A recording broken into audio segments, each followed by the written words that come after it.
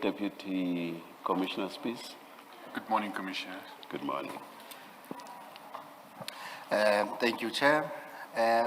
Chair, just for the record, we need to clarify that Commissioner Spies, who's testifying today, did testify before this commission, and that his last testimony was on the 11th of November 2025.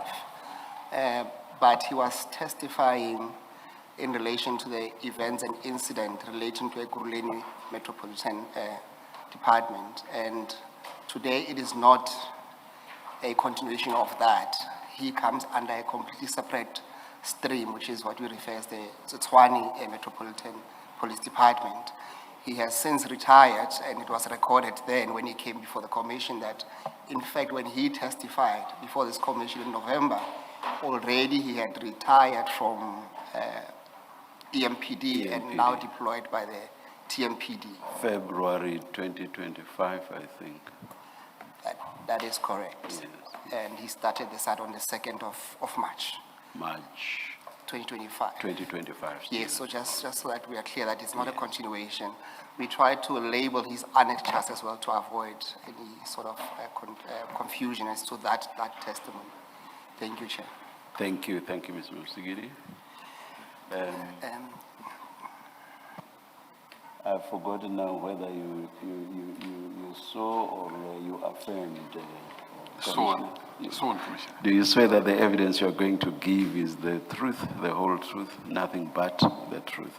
If so, please raise your right hand and say, "So help me God." So help me God. Thank you. Thank you, Chair, and good morning, Commissioner Spies. Again, could you just formally put your name on record? My full name is Revo Spies. Thank you. Commissioner, you will see that you should have before you 4 white files. There should be 2 big ones and 2 small files. Can you confirm that? Correct, Commissioner. Thank you. Before we deal with the contents of those files, can you confirm that you have prepared a statement and submitted one to this commission so that it can be used in your testimony? Correct. I have prepared a statement relating to the Tshwane Metro Police portion, and I have submitted it. Thank you. May we then go to file 1 of 4? It's one of the smaller files. And you will see on the index there, it lists a document, statement of Revo Spies. Do you see that, Commissioner Spies? Correct.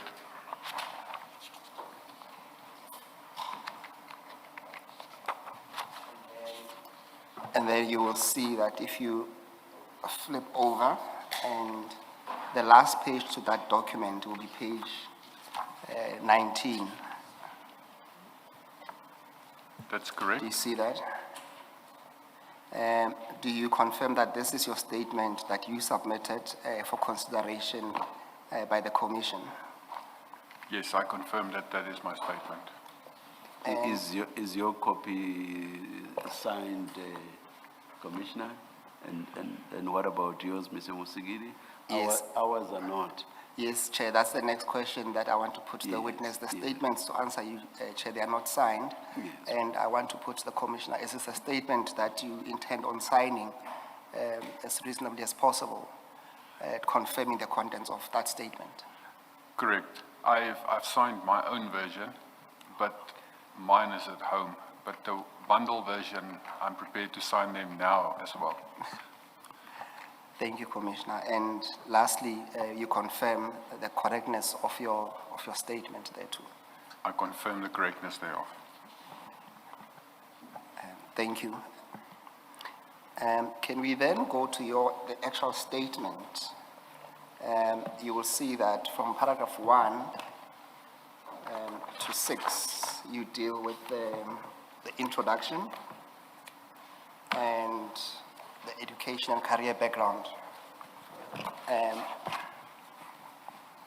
Could you perhaps read these contents into the record, and just highlighting your history of service as set out in these in these paragraphs. May I just intervene and ask, Commissioner, besides you joining Tshwane Metropolitan, or rather the Tshwane Metropolitan Police Department, is there anything new to what you would have given us when you testified earlier? New in terms of my previous testimony. I'm saying in addition to what you already told us about your career advancement or progression, No. besides your move to Tshwane, is there anything else that is new? No, Commissioners, maybe just a misconception that it could be a misconception, but I officially retired. No. And then I started, but there's nothing else in my career that changed. I'm not there at all. I'm just trying to say, perhaps we don't need to go over this because we already have your details. It's exactly the same. Yes, I think you can then proceed to 6 years, to paragraph 6. That's correct, Chair. Yes. Then you will see Commissioner Spies under paragraph 6. The heading there will be the responsibilities that you have now at TMPD. Can you deal with that together with paragraph 7 there too? Correct. Commissioners, I've been appointed in the City of Tshwane Metro Police from the 1st of March as the Deputy Chief of Police for Asset Protection and Security Services. It's a division within the Metro Police and serves under the Chief of Police, Commissioner Yolanda Faro. My main functions and responsibilities is to exercise control over this division, and in this division itself, I am accountable for the physical security and technical systems, the operational support around the technical systems and the physical security, and then physical guard services. The difference between 6.1 and 6.3 when we deal with physical security is that we operate a hybrid system, meaning that we have in-house security, which is on the payroll of the city. It is security officers employed by the city. There are 1,270 of those guards, and then there's a contracted portion, which is to 22 service providers, which I will deal with later. That is contracted services who's deployed through the 7 regions. Part of this division, that contracted services, there is a tender in place with the number TMPD 02 2016-2017. And I do understand that this falls within the Commission's subject matter, and it deals with the physical guarding of the city where it's contracted services. That tender itself, as the number indicate, obviously originate from the 2016-27 municipal financial year. So when I testify about that tender, it's about the historical context of it, what I've determined and learned in my 1 year, I've just over a year's service now. Thank you, Commissioner Spies. Perhaps I should bring to your attention that in the past 3 days of the commission, we had Sergeant Nkosi testifying and touching base on some of the tenders that form an integral part of your testimony. So the commissioners at least have been part informed of the issues relating to those tenders, and they might want to interrupt and ask you questions as they understood the terms of those tenders during the testimony of Sergeant Nkosi. But I'm not limiting you to what you would like to share with the commission when it comes to these tenders, but just take heed of that caution. Can we then, with that said... Just before you move to the next section, Commissioner Spies, Chair asked you if there was anything you wanted to add since your last testimony. Your testimony focused on your stint as a Deputy Chief of Police at Irregular. I just want to understand, at Tshwane, are you on contract? So is it a 3-year contract? What exactly is the situation as far as your employment is concerned? No, Commissioner. At Ekurhuleni, I was appointed as a Section 56 contract employee for a period of 5 years, which I took early retirement. Yes. However, in August 2022, a new government gazette was regulated where only employees that directly report to the city manager as accounting officer is considered or deemed to be Section 56. So when I was appointed in the city of Tshwane, I was appointed as a permanent employee till I reached the compulsory retirement age of 65 years. So I'm now a permanent employee with a performance contract, but not with an employment fixed term So contract. it's not a 5-year situation that existed. No, it's not that. It's a permanent contract that I've been employed with until I reach the retirement compulsory age of 65. Thank you. Thank you, Mr. Secretary. Thank you. Commissioner Spies, can we then speak to the contents of paragraph 8 and 9 of your statement? Commissioners, the tender TMPD 2 2016-2017, that is for the supply of physical security to protect the property assets and the personnel of Tshwane Metropolitan Municipality. This tender originates from what we call a TAR. It's a tender advertisement request form, which was issued at that stage in 2016-20 by a director, Chukudu Malaji. He was the director of the protection services, and this TAR was issued on 8 July 2016. At that stage, it was co-signed by the then Deputy Chief of Police, Specialized Services, Mr. R.R. Mashlauli. And on 19 July 2016, this was approved by the then Chief of Police, Mr. K.S. Nkubeni. I'm also attaching that specific TAR as RS21 as a reference. Thank you. Chair, you will see that the witness is referring to RS21. However, Chair, the way I intend dealing with some of these annexures is that because the tender was adjudicated years ago, it is not necessary for us to dwell into that and also consider what irregularities might or might not have occurred. We don't think it's relevant. However, when we come to the most relevant annexures, I will take the witness there, Chair. With that said, Commissioner Spies, I would still, Chair, though, insist that some of the names that appear, especially from different tender committees, be mentioned because they become relevant at the later stage. Thank you, Chair. Then, Commissioner Spies, can we then pick it up from paragraph 10 of your statement? In the original TAR, there was a proposed bid specification committee which the department then proposed, which stated that these members are Director Racheku, Director N. Musa, Commissioners Sibaya, Mr. Faik Alexander, and Mr. Peter Robinson. However, when these bid specifications were serving at the initial bid specification committee on Monday, 1 September, the committee members that actually did the BSc, it was not the same as the bid specification committee nominations. So the members in paragraph 11 then is the actual members who approved the bid specification of this tender. And they were Mr. Kes Matlapeng, he was a director at the Tshwane Metro Police, he was the chairperson. Mr. Vusi Nkuna, which is indicated as the Director Land Invasion. Mr. Sipu Nkomo, Director Tshwane Metro Police. Mr. Faik Alexander, who's from Supply Chain Management, is Director Secretariat Services. And Mr. Peter Robinson, Group Legal Deputy Director for the Corporate and Council Legal Compliance.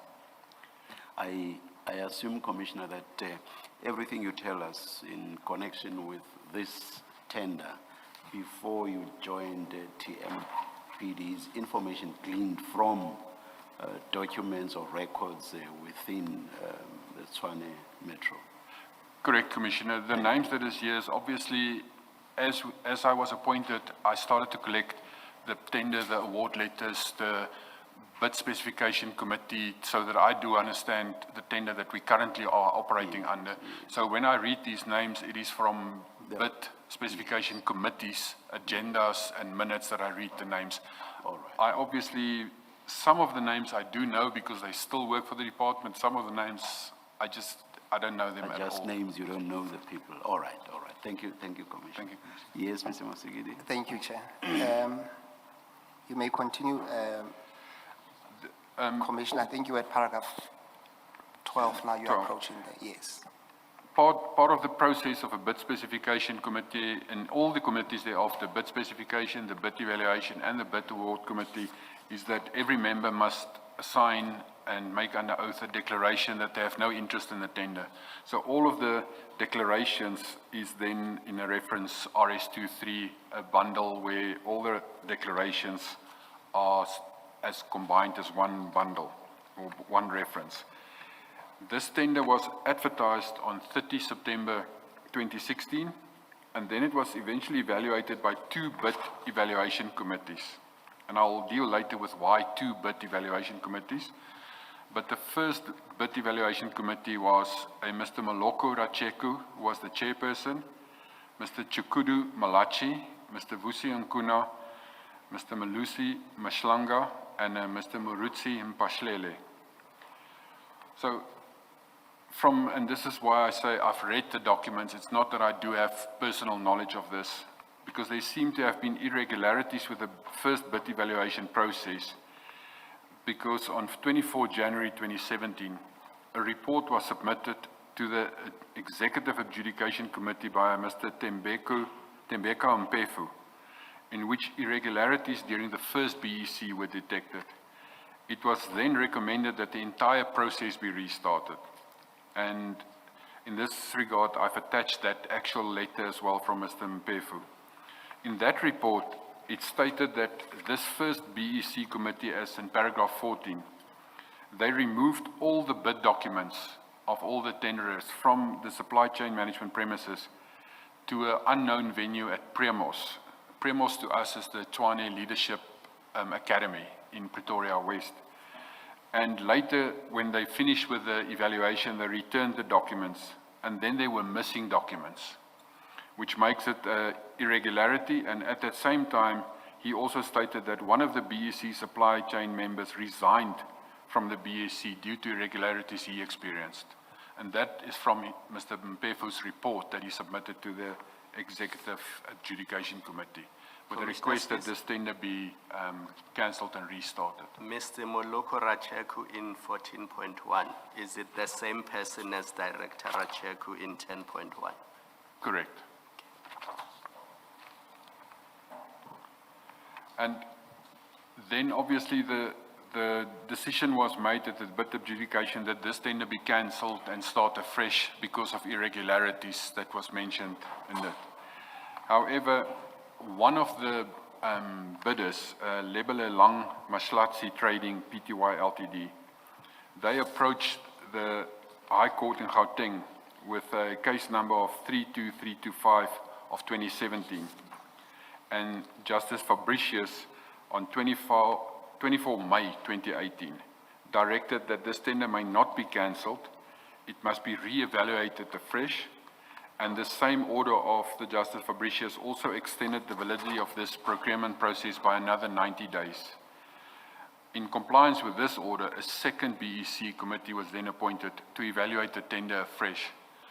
This 90-day period is that when a tender is advertised, it normally will have an initial 90-day period that it must be concluded within. So this period is obviously been passed, and that's why the judge then made the ruling that that period be extended to start the process afresh for evaluation only. And then the second BEC committee members which were then appointed was a Mr. Chris Tipe, who was the chairperson, and he was the divisional head of Treasury Department. Mr. Mtubeli Kolisa, he was the group head of Environment and Agriculture Management. Mrs. Verusha Morgan, who was the group head Property. Mr. Kwena Nkoko, group head Health. Mrs. Nosipu Slachwayo, the group head of City Strategies and Organizational Performance. And a Pamela Rakulele Ngabutle, who was the deputy director Demand in Supply Chain Management. This committee, after evaluation, it appears that they again resolved that the tender be cancelled due to irregularities during the bid evaluation process, still linked to the original missing tender documents, which were deemed to be highly irregular. And at that stage, the group of 22 companies that were originally proposed to be awarded the tender approached the court again. And then a Ladyship Justice Molopo Setosa issued a court ruling on 22 October 2021 that the tender be awarded to the 22 companies, and the city must enter into a service level agreement with this list of companies. And for that matter, it is listed the court ruling as RS25.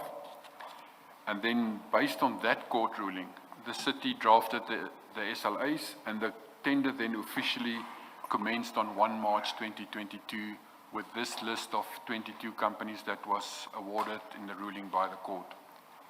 Commissioner, would you please look at file 4? I want you to read the contents of Annexure RS25 into the record.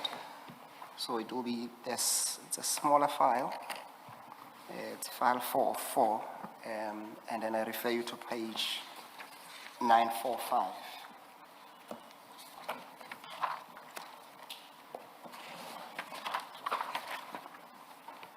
I confirm that that is the court order that was issued by Her Ladyship Justice Molopo Setosa. Yes, can you just read at least the first paragraph on that page? So paragraph 1, it actually spills over to the second page. Sorry, must I read the order into the record? Yes, please. By agreement between the parties, it is ordered that 1, the respondent's decision to cancel tender TMPD 02 2016-17 is substituted with the following decision. 1.1, tender TMPD 02 2016-17 is awarded to the applicant and such other bidders who 1.1.1 were recommended for the supply of physical guarding services to protect council property and personnel of the City of Tshwane for a period of 3 years at variable amounts as reflected in paragraph 20 of the report of the Bid Evaluation Committee at page 003-93 of the case lines record, and 1.12 are registered with the Private Security Industry Regulation Authority as at the date of this order. 2, the respondent is ordered to conclude service level agreements with the aforesaid bidders, which agreement shall detail the agreed services to be delivered, how such a service is measured in the provision thereof, and the response time required for such a service. The respondent is ordered to pay the applicant's cost, save that the cost of the day in respect of 21 October 21 will be taxed on the unopposed scale. Thank you, Commissioner. Just to be clear, okay. Before you move on. Morning, Commissioner. Morning. In that paragraph 19, the very last line where you say the council then started the tender on March 2022, paragraph 19 of your statement, Yes, Commissioner. when you say it started the tender, you mean implementation Correct, of Commissioner. that tender, not a new tender process. No. It's because of the court order on 22 October, it took a while for the corporate and legal to design and create the service level agreements. And then the service level agreements and the contracts and everything was only completed in February 2022, and the tender then commenced 1 March 2022. Okay, thank you. So because the tender was a 2017, 2016, that year, I think, going into the next year, 16, 17, if it was delayed for what looks like 4 or 5 years, does it mean the previous service providers had their contracts extended on a month-to-month basis? Before this then? Yes, what happened Correct. between 2017 and 2022 when this tender was restarted, as you say on paragraph 19? Correct, Commissioner. There was a tender in place with a group of service providers. And when this tender process was initiated, it was obviously to replace that previous tender.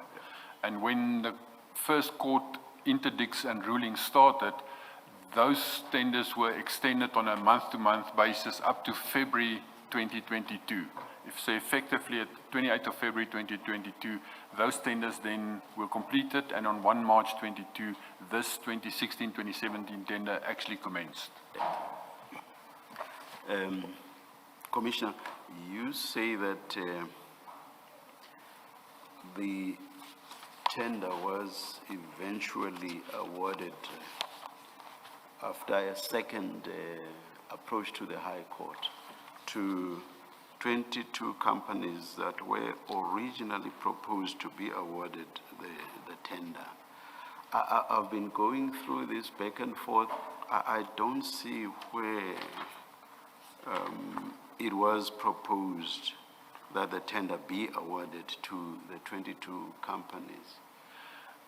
Commissioner, in the BEC committee's minutes Yes. that they submitted to the BAC, the Bid Award Committee, Yes. in that report, there was a total evaluation of 22 companies. Yes. And they did the complete evaluation. And that 22 companies have been in the BEC the whole time. But when it was then submitted, the whole report about that 22 companies was submitted to the BAC with a recommendation that that whole process must be stopped and cancelled. So it was not awarded to the 22 through the city's actions.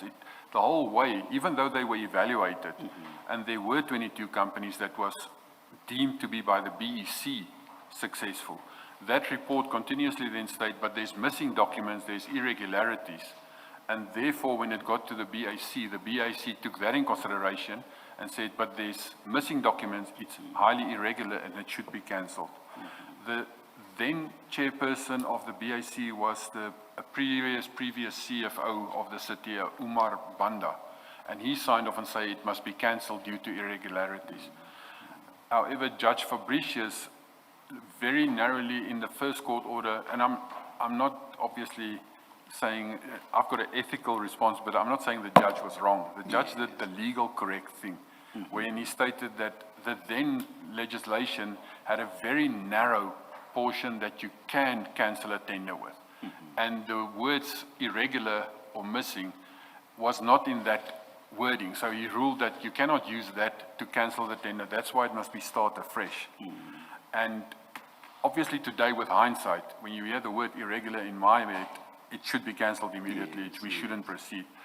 And then in the second BEC, they took the same report, the same companies, and stated these were the most successful companies in the evaluation, but due to these missing documents, it is still an irregularity and we must be cancelled.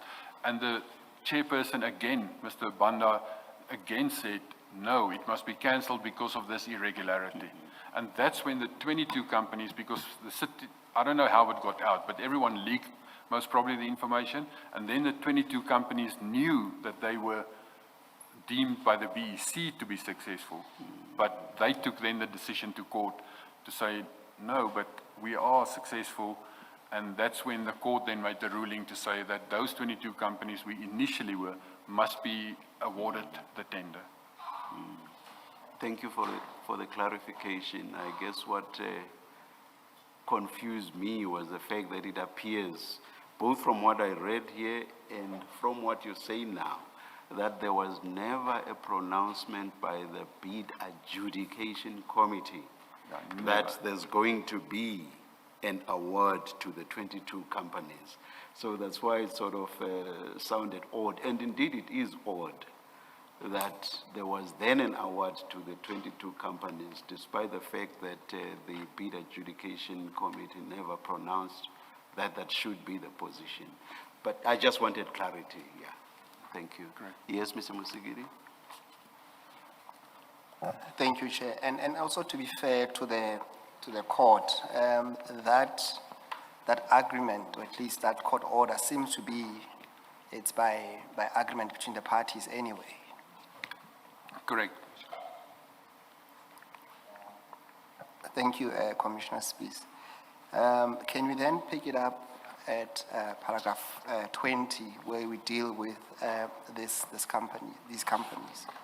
So the list of 22 companies that was then awarded and commenced on the 1st of March 2022 and to date is still working under this contract, is Gubi's 85 Solutions Pty Ltd, Izingwenya 210 Investment CC, Triotic Protection Services CC, Butler Kumedi Management Services, both Best Trading and Projects, Ilutsaki Construction and Cleaning Enterprise, Hotline Security Services, Lebele Lang Maslatsi Trading, Letjani Trading Enterprise, Mabotwana Security Services, Marumu Maepe Cleaning, Security and Civil Construction, Mogalakhari Security, NEP Security Services, Piri Piri Trading Enterprise, Rahite Security and Consulting, Ramalepe Security and Cleaning Services, Seputwe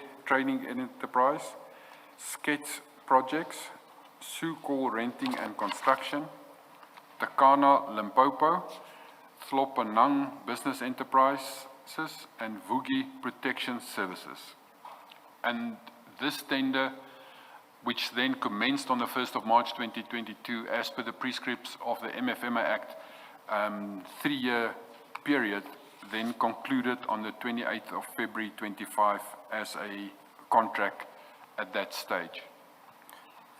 Chair, I would request that the commissioners perhaps highlight the first 3 companies on that list. These are the companies that will be forming the subject matter of our discussion. The chair would have also noticed from the previous evidence of Sergeant Ngosi that at least 2 of those 3 companies were canvassed with him, and we sample those 3 in the TMPD stream and also try to draw a linkage with the terms of reference, especially where there is a suspicion of interference by syndicate or so-called cartels. So those 3 names on top will be the one that will feature quite often in this stream of TMPD. So the first 3, namely Gubi's 85 Solutions, Izingwenya 210 Investments, Triotic Protection Services. Indeed, Chair. There might be that we pick 1 or 2, but after that, but these are the 3 that there will be a common feature through the TMPD. Thank you. Thank you. Commissioner, can I just add that I'm not placing them in that order automatically. I actually use the alphabetical order of the names. It's accidental that they are at the top. Thank you, Commissioner. Noted, Commissioner Spies. Can we then proceed? We deal with a separate topic. Perhaps, if before we go there, please deal with paragraph 21 before we go to the new topic. So I did mention that is that the contract is awarded for a period of 3 years as per the Municipal Finance Management Act, and because it commenced the 1st of March 2022, the end date will then be 28 February 2025, which is that 3-year period. So this contract then came to an end on that date, but obviously we're still under it, and I will explain now in my next portion why the tender has been extended and why it's still ongoing. Yes, no, thank you. And that will speak to the question that was raised by Commissioner Khumalo earlier on to say what happens when one contract expires and probably the processes that are required to extend. Can we then deal with that, Commissioner Spies? Thank you. So in this specific, and I think I deal later with it as well, where I just was stated that this specific division that I'm in charge of was created and started on the structure 1 July 2024. The asset protection unit was then moved from the city manager's office to the Metro Police in the new division. It was originally a unit and it's now a division, asset protection and security services.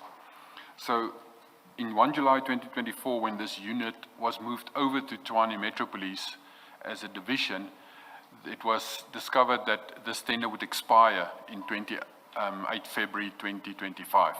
So a new process to replace this existing tender was initiated already in August, internally in the department, but at November 2024, This tender was then registered with a contract number of TMPD 32425, and that started with the process where it was BSC advertised, and the closing date was in the middle of February. So it has not yet been concluded by 28 February. So because the closing date of the bid itself was in the middle of February, there was not enough time to go through the bid evaluation process. There were a huge amount of bidders that submitted documents. So the bid evaluation process and the BAC process could not be concluded in time. So a report was then submitted to the BAC before the tender expired, and this report was then to extend the original tender to 2016-2017, and it was submitted to the BAC inter alia by Deputy Commissioner Umashi Dlamini from the Tshwane Metro Police, and then it was approved by the then chairperson of the BAC, Mr. Gareth Manisi, on the 27th of February 25, and it was final signed off by the accounting officer on the 28th of February to extend the tender for a period of 4 months till the 30th of June 2025 to give time for the new tender 32425 to be evaluated and to be concluded and awarded.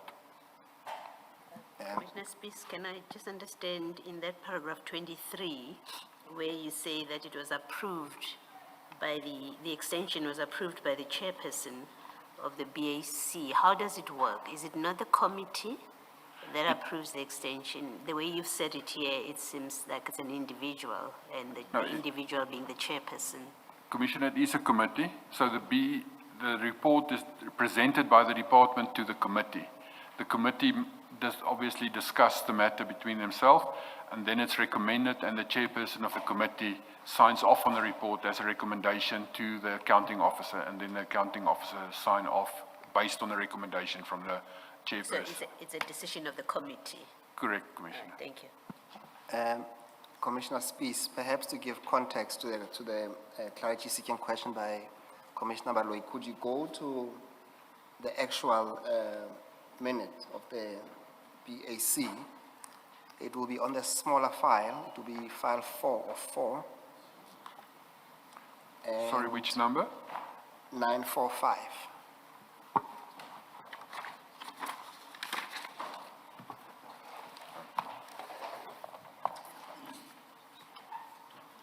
There was one minor issue I wanted to raise earlier, but I forgot. It took me a bit of time to find 945 uppercase A, because I was expecting it to be after 945. You know, for example, even with legislation, including subordinate legislation, the uppercase A or B, whatever the letter may be, usually signifies an insertion. And if it's 945, then the A will be indicating that it's an insertion after 945. So in the end, I was shown by Commissioner Kumalo where 945A is, because I was looking at the wrong place.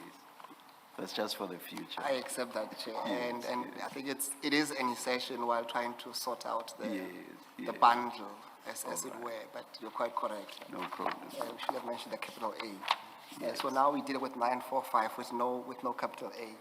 Commissioner Spies, are you there? Correct. Yes. Can you read into the record at the very top what this document is? It's the minutes of the bid adjudication committee dated 27 February 2025. And it's a further report where the Tshwane Metro Police Department is requesting for the approval for the extension of the security tender TMPD 2 2016-17 for the supply of physical security guarding services to protect the property, assets and personnel of the City of Tshwane on a month-to-month basis for a period not exceeding 4 months with effect from 1 March 2025 to 30 June 2025. And this is the document you refer to at paragraph 23 of your statement. Correct, that's the bid which was then signed off at the end of the chairperson of the bid award committee. Yes, can you then go to the next page? I just want you to concentrate only on the parts that are put in bold. You can start with line 2 there too.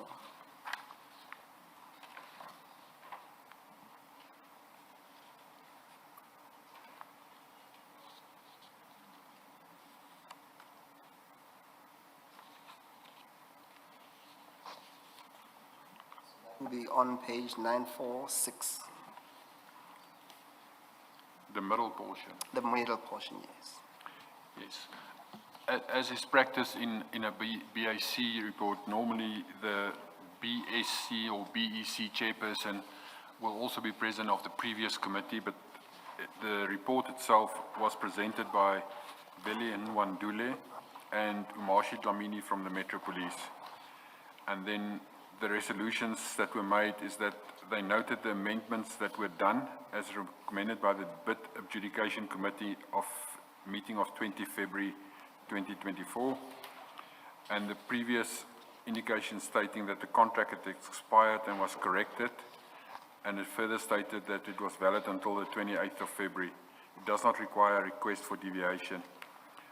There was obviously what from hindsight, because I wasn't here, is that there was a meeting, because of the confusion of dates of a contract starts on 1 March, and the previous contract was stated that it ended on 1 February. Whereas if a contract starts on 1 March, it actually ends at 28 February because it's valid for a full year.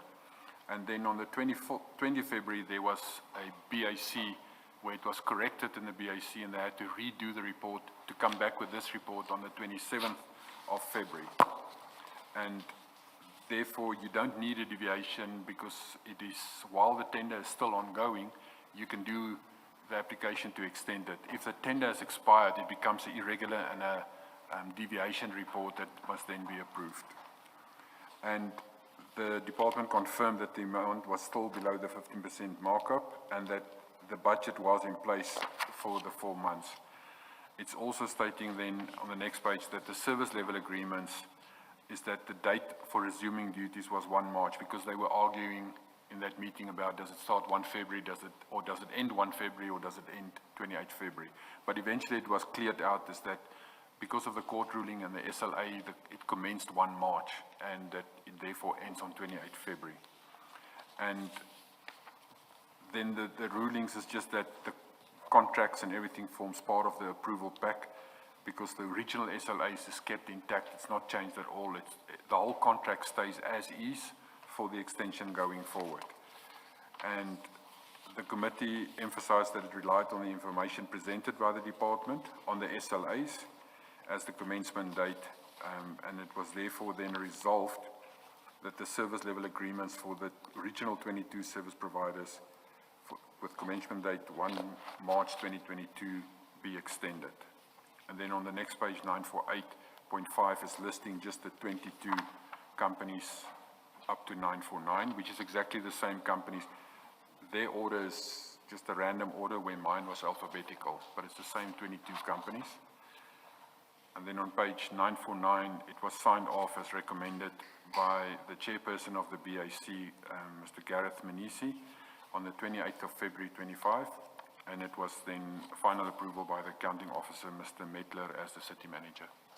I noticed, Commissioner, that it is this list, this second list, that is actually alphabetical. The earlier one was not. So the first 3 companies are not in alphabetical or do not follow in alphabetical. Sorry, I have to correct it then, Commissioner, but it's a random type. It's not that I actually... Yes. The letters, how it came from is the pack of award letters that I have, in the order that they are, I typed their names, so I made an assumption on that. All right, no, that's fine. Yes, Mr. Musigiri? Yes, thank you, Mr. Speaker. Just a question on this. Commissioner Spies, what's happening in our municipalities? Why is it so difficult to evaluate tenders before the previous one expires so that you can appoint new service providers on time? Why is it that you continuously see this thing where a tender is advertised, you know that the previous contract is a 3-year contract and it's going to expire at the end of February, but you don't complete the evaluation process and the new appointment before the end of February, and then you have to favor the companies that were appointed under the previous tender because you continuously extend their contracts and they get paid out of the municipality when in truth their term has expired because it was a 3-year term. You are effectively giving them 3.5 years now. Why is it that this is always happening? Commissioner, on a general note, on my experience, is that in terms of the MFMA Act, it have very strict deadlines and guidelines of, let's say, a period of 90 days, that a tender must be through all the committees, approved, advertised, and it must be evaluated and awarded.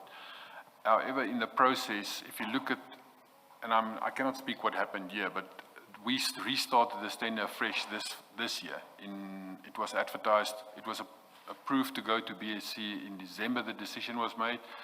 The first BSc sat in January. It was approved, it was advertised at the end of January, and it closed on the 10th of March. In between, there's a briefing session where all the prospective bidders must be at the compulsory session. At the briefing session, there were more than 1,200 companies. If we then go on, I don't know what obviously happened further because I'm not part of the BEC process, but if all 1,200 that was at the briefing session submit a bid, and it's a document this thick, you then get to the evaluation stage, the committee must physically go to every one of those companies and physically visit their sites, tick off on a checklist to say, you have all the specifications, requirements, you have it. Give them scoring points, then write a report, then go to verify that the company's documentation with SARS, PSIRA, all of that exists. That administrative bureaucracy process is when it is a large amount of tenders, like 1,200 people, no, I'm not saying people, companies, that creates a massive delay because of the large amount that is there, especially with tenders like these. And even now, there's a new process that's been introduced which also make a delay in the tenders. And I will touch on it later as well, which happened in the specific tenders. Because we as management start to notice that there's wrongness either at the BSc or at the BEC, because we know that there's tenders that is highly susceptible to wrongness. The city has introduced a process called probity.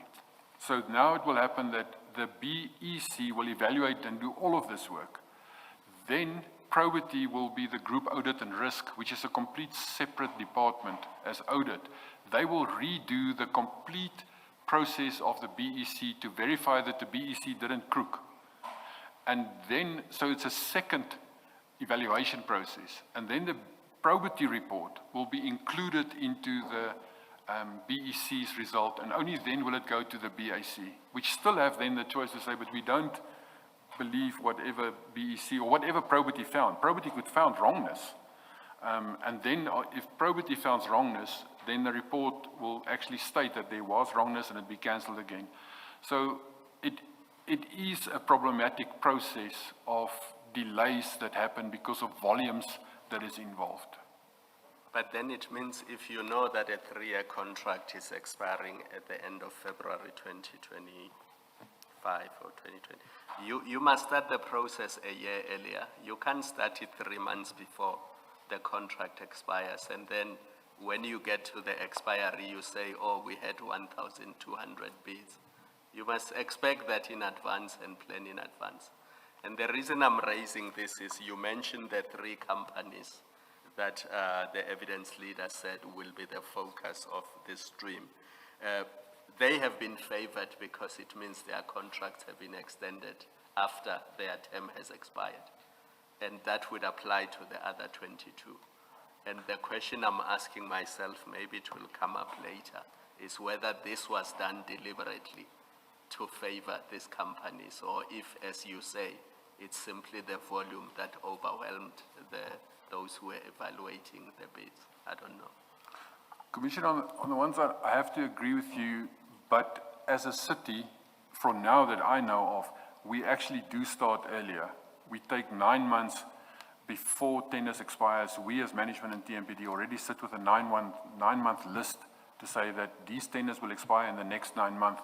The process must be started so that we start internally the processes. It is still, the internal process is started, but from the day that you advertise, from that day onwards, there's the 90-day. Even though we have actually asked that 90 days must be extended because we know for some tenders, probity will come in, and that will add a portion to it as well.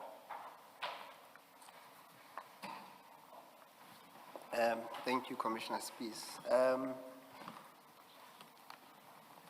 Perhaps to give justice to Commissioner Balui's question earlier on with regard to Gareth Muniz, you will see that at 949, the question was, you had said in your statement he approved, but you will see there the signature comes as someone who recommended and signed off. You accept that? Correct. That's, as I stated, is that the chairperson of the BAC recommend and sign off on it. Yes. Now, what I want to bring to attention is that there has been evidence by the previous witness, Sergeant Nkosi, dealing with WhatsApp conversations between himself, Mr. Gareth Muniz, Mr. Umashi Dlamini, in particular around that specific time of the extension of the contracts and a few days later. So what I want to ask you, fairly so to say that, would it be your fair observation at the very least, nothing higher than that, to say that both Mr. Muniz and Dlamini played some role in the extension of this tender? Correct, but I cannot obviously say I'm just thinking, should we not rely on what is gleaned from the WhatsApp texts on that and not require the commissioner to express an opinion on the matter? I accept that to an extent that he is dealing with the document that deals with the extension of that tender and the times. And obviously, Chair, we will marry it together at the relevant time to draw the dots with the conversation without drawing him there. But just to bring... I guess what I'm saying is drawing those lines or linking those dots, I don't think that it gets better by whatever view the commissioner may express. I take that. I take Get that. what I mean? Yes, Chair. Yes. Yes. I'm not sure whether you completed this by making reference to the approval by the city manager after the chairperson of the BAC had made a recommendation. That is at 949. Did we get to that point? Did we get to that point, Commissioner? That is, after the recommendation by Mr. Muniz, the chairperson of the PAC, the city manager then also signed off approving. correct, And Commissioner. just to add to that, to the Chair's question, just explain to us the role that the city manager plays in this regard as approved. Yes. Thank you. The city manager is, as per the System and the Structures Act, he's the accounting officer for the city as the #1 official. And therefore, whatever the BAC recommend to him, he signs it off as the accounting officer. He's not directly involved in the process at all, except signing off as the accounting officer for the city. The BAC committee is the one who make the decision and resolution, which is then signed off as recommended by the chairperson of the BAC. And then the city manager, as only in his role as accounting officer, signs off on it. Thank you. Yes, Mr. Musegedi? Thank you. Commissioner Spies, in your exchange with Commissioner Kumalo, you had touched a bit on the probity process. Can you just pick it up there to an extent that you need to, from paragraph 24? Yes, this new replacement tender, which is the 3/24/25, was then obviously completed and it was evaluated. And in this process, at the end of March, beginning of April, when the BEC concluded its work, this tender was then selected for probity. And probity process then ran its course, which initially was thought it would only be 30 days. It eventually ran up to the end of October, or middle of October. Probity took a very, very long time to do it. And during this process, the tender expired, this extension of the tender expired 30 June. And this was then, in the meantime, I've now been appointed, so now I'm presenting the report to the BEC, to the BAC to say, but this tender is selected for probity. We still have to now continue with the services because of the probity process that is busy. It was then initially thought we extended for 3 months because then probity would be finished from 1 July 25 to 30 September 25. And then in September, the probity process was not yet concluded, and it was then extended again for 1 October to 31 December, so that the probity process could be concluded. And in that process, at the October portion, the probity report was concluded, and they submitted their report to the BEC. So the BEC will then present the probity report together with their original findings to the BAC. And this served in October 25 at the BAC, and it was then resolved by the BAC chairperson as well, Mr. Manisi, that this new replacement tender, the 3/24/25, must be cancelled because there was 2 reasons that was given on the report. The one reason, and it comes from probity, what probity found. The one reason was that the pricing schedule that was attached to the tender originally was ambiguous, and the reason for the ambiguity was that the BEC stated that on the pricing schedule there may be no blank spaces. If there's a blank space, it must either be scratched out or it must be written not applicable. And probity indicated that it should be written as R0.00 and not as not applicable. It was their findings. And then the second finding was that when the documents was removed from supply chain in the BEC, there was a register where probity signed for all the documents, all the bid documents.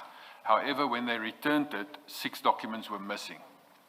And that missing documents then caused the second reason why this tender, because it's irregular, and it's the second reason that this tender be cancelled because of this irregularity, and the process must therefore commence afresh again with a new tender process that must be started. Commissioner, It seems the easiest way to scupper a procurement process is just to remove documents, throw them away, the result of which will be that the process has become irregular. This is not the first time this is happening. It happened at the stage of the evaluation of the very contract that's being extended from time to time now. I wonder how the documents get or go missing. Commissioner, with the new afresh tender which we started this year, we have added a specification and a clause is that every tenderer shall submit not only his physical documents, he shall also submit the electronic digital version of it, so that there will now be 2 versions. There will be, not 2 versions, there will be exactly the same document, but one will be a digital version that's submitted, which will be then electronically filed by the city, and there will be a hard copy which will then be evaluated to prevent any documents from going missing in future again. Yeah, thank you. Commissioner Spies, just for the record, on this subject, can you go to the very annexure RS27? That will be on file 4, on page 950. So it's the smaller file again. Starting at 950. That's correct. Thank you. Mr. Spies, what I want you, Commissioner Spies, I want you to look at maybe bring to the record the the title of that document? This is the Bid Adjudication Committee dated 23 October 25, and it's the Tshwane Metro Police Department TMPD 03-2024-25 cancellation report. Tender for the appointment of a service provider to provide security services at various sites belonging to the City of Tshwane, including substations and reservoirs, for a 3-year period. And then it was recommended, the BEC therefore recommend that the tender for the appointment of service provider to provide security services at various sites belonging to the City of Tshwane, including substations and reservoirs for a 3-year period, be cancelled due to materials irregularity. Thank you. Can you then flip over for the record to read on the very next page what was then resolved following that recommendation? It was resolved at point 1 that TMPD 3-24-25, that tender as be cancelled due to material irregularity as indicated below. And then that during the evaluations of the tender, the committee identified following misalignment and material irregularities. That during the meeting between the BEC and probity teams on 26 August 25, it became apparent that there were multiple interpretations of the specifications, particularly the pricing schedule which was issued as an addendum. In regard to the interpretation of the addendum, it stipulated that the pricing schedule must be completed in full, no blank spaces, and the BEC interpretations is that the pricing schedule need not to have blank spaces. And according to the probity team, the blank spaces must be completed with numerical figures. The specifications stipulated that some areas do not require armed guard, whereas the mandatory requirement dictate that bidders who do not submit firearm licenses as part of their bid would be disqualified. Therefore, it's a disadvantaging those who do not have firearm licenses. The specifications were also silent on the PSIRA pricing guidelines that should be considered. Thank you. Can we then, for completeness, deal with the person who recommended and again the ultimate approval? The committee's chairperson, Mr. Gareth Manisi, also then recommended on the 28th of October 2025, and it was again signed off by the city manager as the accounting officer on the 29th of October 2025. Thank you, Commissioner Spies.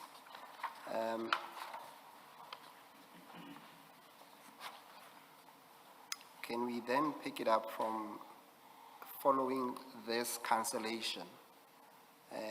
Can we go then pick it up at paragraph 27? So there was obviously then a decision made that this process, because it's now cancelled, it must be started afresh. And then we obviously as a department during December, we revisited the specifications to make sure that it is corrected as per the previous cancellation report, that there could be no ambiguous in this. And a new tender was then started afresh, which is now TMPD 7-2025-26. This tender was approved at the BSC meeting in January 26. It was advertised and it closed on the 10th of March. So when I made the statement where after it will be evaluated, this is obviously in process now. There's a BEC committee that's been appointed that is in the process of evaluating this new tender as we speak now. But as we stand today, we are operating under tender TMPD 2-2016-17 till at least 30 June 2026, this financial year, while this tender is evaluated and awarded. Just to understand how the process works, in that recommendation, which is signed by Mr. Mnisi as chairperson of the BAC, you have the city manager approving the cancellation. How does it work? If the city manager didn't agree with the reasons provided by the BAC for cancelling, and therefore they're not agreeing with the recommendation to cancel, how does it get resolved? Commissioner, luckily I'm not a city manager, but if a city manager disagree with the committee, the BAC committee or the recommendation, I think that he will refuse to sign. He will refer it back to most probably the group audit and risk to do a forensic investigation about why the committee makes the decision. If the report doesn't clearly explain the legislative compliance and why it's making this recommendation. So if I was the city manager and I don't want to sign because my BIC make a recommendation which doesn't make sense to me, I will refer it to the group audit legal to actually verify the correctness of it, and I will also refer it for forensic investigation, and I will not approve that. However, if the report comes to me as the city manager and looks correct, and the reasons and everything is stated as correct, and the chairperson signs it off as recommended, I obviously will then sign, because there is a trust relationship between the city manager and the subordinates underneath him that they will do the correct work. I guess what I'm asking is, and to the extent that you're familiar with the prescripts about these matters, is the city manager in this kind of situation obliged to approve as a formality, or in fact he does have real power? He could refuse to approve. No, the city manager has definitely got real power. He can refuse. Okay, thank you. Thank you, Commissioner Spies. In the next paragraphs, you deal with payments of this tender and obviously the financial implications of the extensions of this tender on the TMPD.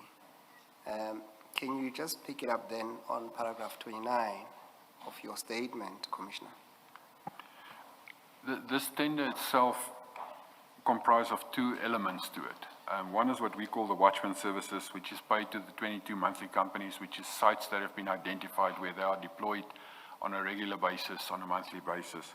And then there's a second portion, which we call internally ad hoc services. Ad hoc services is emergency need. It is when it's a situation where there could be a break-in at the site on a Friday evening and we need emergency guards at a short notice. That is ad hoc services, and these are then temporarily, and in the new tender, for instance, that will be an hourly service, and if that hourly service extends to be longer than a month, then we will pay the monthly service. That's the idea behind ad hoc services. It's when it's a short-term, immediate solution. Ad hoc also relates to the city departments will identify, they, for instance, have CAPEX projects where they build new facilities. It could be that the water services department will, for instance, or water and sanitation will build a new hydroelectrical scheme. And then in the middle of a financial year, the hydroelectrical scheme is completed and it's handed over to the city as a completed project. While it's under construction, the service provider doing the construction is responsible for the security for himself. But when he hands it over to the city and it becomes the city's property, the moment that happens, the city must become responsible for the protection of that. So it could be that there's no planning in place that we know what other departments are doing, and then at a very short notice we are informed that there's a new site or a new facility, and we have to place then ad hoc guards. So that tender consists of these two components. There's like a fixed component and then there's an ad hoc component to it. And during this, what was discovered... Sorry, Mr. Commissioner Spies, just to understand you well then, is that once you are part of the security on the panel, on what do you call the watchman service, is that you'll be allocated a particular site that you guard constantly and be paid on a monthly basis. And then on the other hand, there is the ad hoc part where you have to be able to come in as and when you are called to assist as the security provider, service provider. Is that correct? That's correct. Originally in 2016-17, when the tender was started, the city had a total of 1,087 sites that have been, a risk assessment has been concluded on those sites, on the 1,087 sites. And out of that, they were then categorized in category high risk, medium risk, and low risk. And the high risk sites, which is normally obviously included, is the infrastructure sites like energy substations. Those sites are then allocated to security guards over the 7 regions of the city. And when it now gets to 2025, the portion of those sites have got permanent guards because they're considered high risk. And then the lower risk has either no guards or technology, maybe alarm system deployed to them. But the ad hoc services is when a department comes along and says, I don't have any guards, or there's an influx of security breaches. We experience, for instance, a sabotage at a substation or an in-feed station like Kwaga. We need to increase the security. So the energy department will approach us then and say, I need ad hoc guards. And from us as a department, we obviously don't have the budget. We've got a very limited budget for that. And there's then a demand that the other departments, when you come along and you say, I want ad hoc services added to the service, they must then budget and fund it in that process. So the ad hoc services is a temporary solution while something is happening. It's not supposed to be a long-term solution at all. Commissioner, let me take you back to 952 and the recommendation and approval, the recommendation by the chairperson of the BAC, Mr. Nisi, and the approval by the city manager. I'm just thinking, and this of course is also based on chats that were displayed here and on which testimony was given, some of which suggested that it was suggested to Mr. Mnisi that make sure that there is no award and that there are extensions, the upshot of which would obviously be that the incumbents continue rendering services. Now, I will not ask you to comment on that, as I indeed said to Mr. Musigiri, you do not have to. But what I'm getting at is this. If indeed what those chats show us may have led to or informed this extension, so what appears proper here and on which there's a recommendation and approval may well have been simulated and not something real, so to speak. So the short point I want to make is that unbeknown to a city manager, the accounting officer, the possibility cannot be discounted that they may actually be signing off on something that is simulated. Would you accept that? Commissioner, I would agree with you. Even I didn't know anything about it, and it's like there's a trust relationship that your subordinates will do the correct thing, and I obviously didn't know anything about the understream or undercurrent discussions and things that is happening. But it is possible that officials can contrive to create this at the bottom end. All right, thank you, thank you. Commissioner Spies, in trying to understand what you've dealt with in terms of the watchman services and the ad hoc services, we have sampled a company called Gubi's 85 Solutions, which you deal with at paragraph 30 of your statement. Can you take it from there and just deal with it? Okay. During the existence of the tender, the service provider, who was paid the largest amount for ad hoc services specifically, was Gubi's 85 Solutions. I've also attached a spreadsheet listing the total payments made between July 2024 and June 25. And this is also further reflected on Gubi's 85 Solutions bank statement, which is annexure RS28. And during this time, this period for the ad hoc services alone, a total amount of 59 million 133,986.32 was paid to Goobies for ad hoc services only, over and above their normal monthly deployment of guards, which average approximately 3.5 million rand a month. That's their normal deployment, but the ad hoc is from over and above that amount. Commissioner Spies, perhaps let's just take one step back before you move on to paragraph 31. You've made reference to annexure R82, which you said it's a sample of the bank statement of Goobies. Can we just go there? And perhaps to be correct, it's not a sample of the entire statement. We've taken out at least what's the payments made to Goobies by Tshwane. That will be page, so it's file 404, the small file, and then it's by page 953. Correct, Commissioner. It's, as I stated, it's just the amounts that was paid to Goobies on ad hoc services that is reflected in that statement. And to be correct, in your statement, Commissioner Spies, you say that this will reflect amounts between July 2024 and June 2025. But if you pay close attention, unless I'm mistaken, it seems on the second column that total only relates to payments made in 2025. The ad hoc services, when I actually look at it, there's other emails that I will touch later on. It originates from an email which was sent on the 12th of March.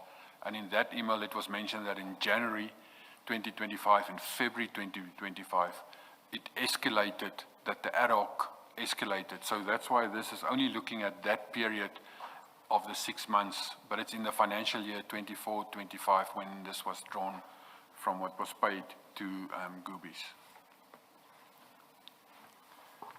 And Chair, at the relevant times, we will draw the necessary links with the chats that was happening at that relevant time to show the effect of these payments. I will not put that to Commissioner Spies to deal with. Commissioner Spies, perhaps then you can go to paragraph 31 that you started dealing with. So during this time, that amount of 59 million rand was paid to Goobies 85 for ad hoc services only. But I have been informed that Mr. Manisi and Deputy Commissioner Dlamini communicated with each other on 5 March by sending messages through Sergeant Nkosi in relation to the creation of purchase orders for ad hoc services. The purchase orders created out of this process were registered on the TMPD system only on the 6th of March. And these include purchase orders for ad hoc services ostensibly procured for Goobies 85 solution in the aggregated amount of 13,635,133.60, and that's 11 million plus VAT. And I've attached a spreadsheet of those as well. I must actually state that obviously I've been informed of this. I haven't at that stage, and as I stated, I was appointed on 1 March 2025, and my first week at Tshwane Metro Police was a administrative induction, contract sign, payroll, admin, uniform issue. Effectively, I started to work on Monday the 10th, actually doing work, and on the 12th, I discovered an email which then referred back. I didn't know these were happening at the back end at all. Can you, for the record, just tell us what the roles or positions of Mr. Mnisi and Dlamini are, and if they are still with the city of Tshwane? Mr. Manisi is the Chief Financial Officer of the city of Tshwane, and Deputy Commissioner Dlamini is a Deputy Chief Metro Police in the city of Tshwane, and he is the Deputy Chief of Support and Administrative Services. And they are both still there? Yes, Mr. Manisi is definitely still there. Commissioner Dlamini, I have seen in the media, and I've been informed that he has been suspended on last week Friday due to his name being appeared here at the Commission. And who's the Chief of Police? The Chief of Police is Commissioner Yolanda Faru. Say that again. Commissioner Yolanda Faro, F-A? R-O, F-A-R-O. yes. It's Pharaoh, and Not the biblical Pharaoh there. Could be biblical, but it is F-A-R-O. and for the record, Chair, she is lined up to come and assist with some information to the Commission. Commissioner I Spies. notice that Commissioner Dlamini's name is spelled with an H here, whereas if I'm not mistaken, everywhere else it's without the H. Commissioner, for a change, I think I'm correct. Oh, is it? His rank as well is, I've noticed that his rank is indicated as general. He is not a general, he is deputy commissioner is his rank, and his post is deputy chief of Metro Police. Okay, all right.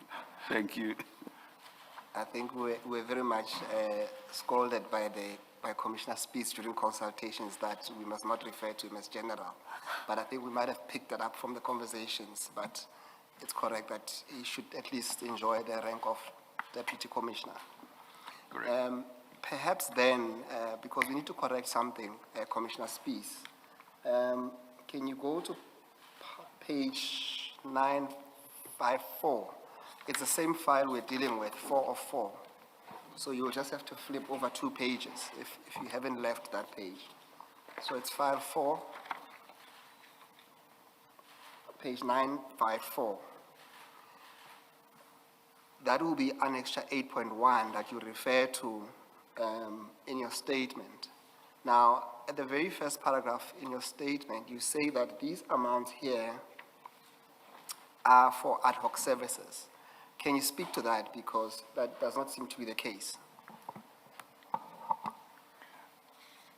The amounts on page 954 is purchase orders that's been created specifically for ad hoc services. It is smaller amounts, for instance, 353,000 and 269,000. And if you total that up, which has been created on the 6th of March when it was created, it comes to a total amount of 11 million, whereas Goobies 85 Solutions has a normal watchman services that is deployed, which is in the other spreadsheet, of 3.5 million per month. So this is specifically related to ad hoc services that has been created.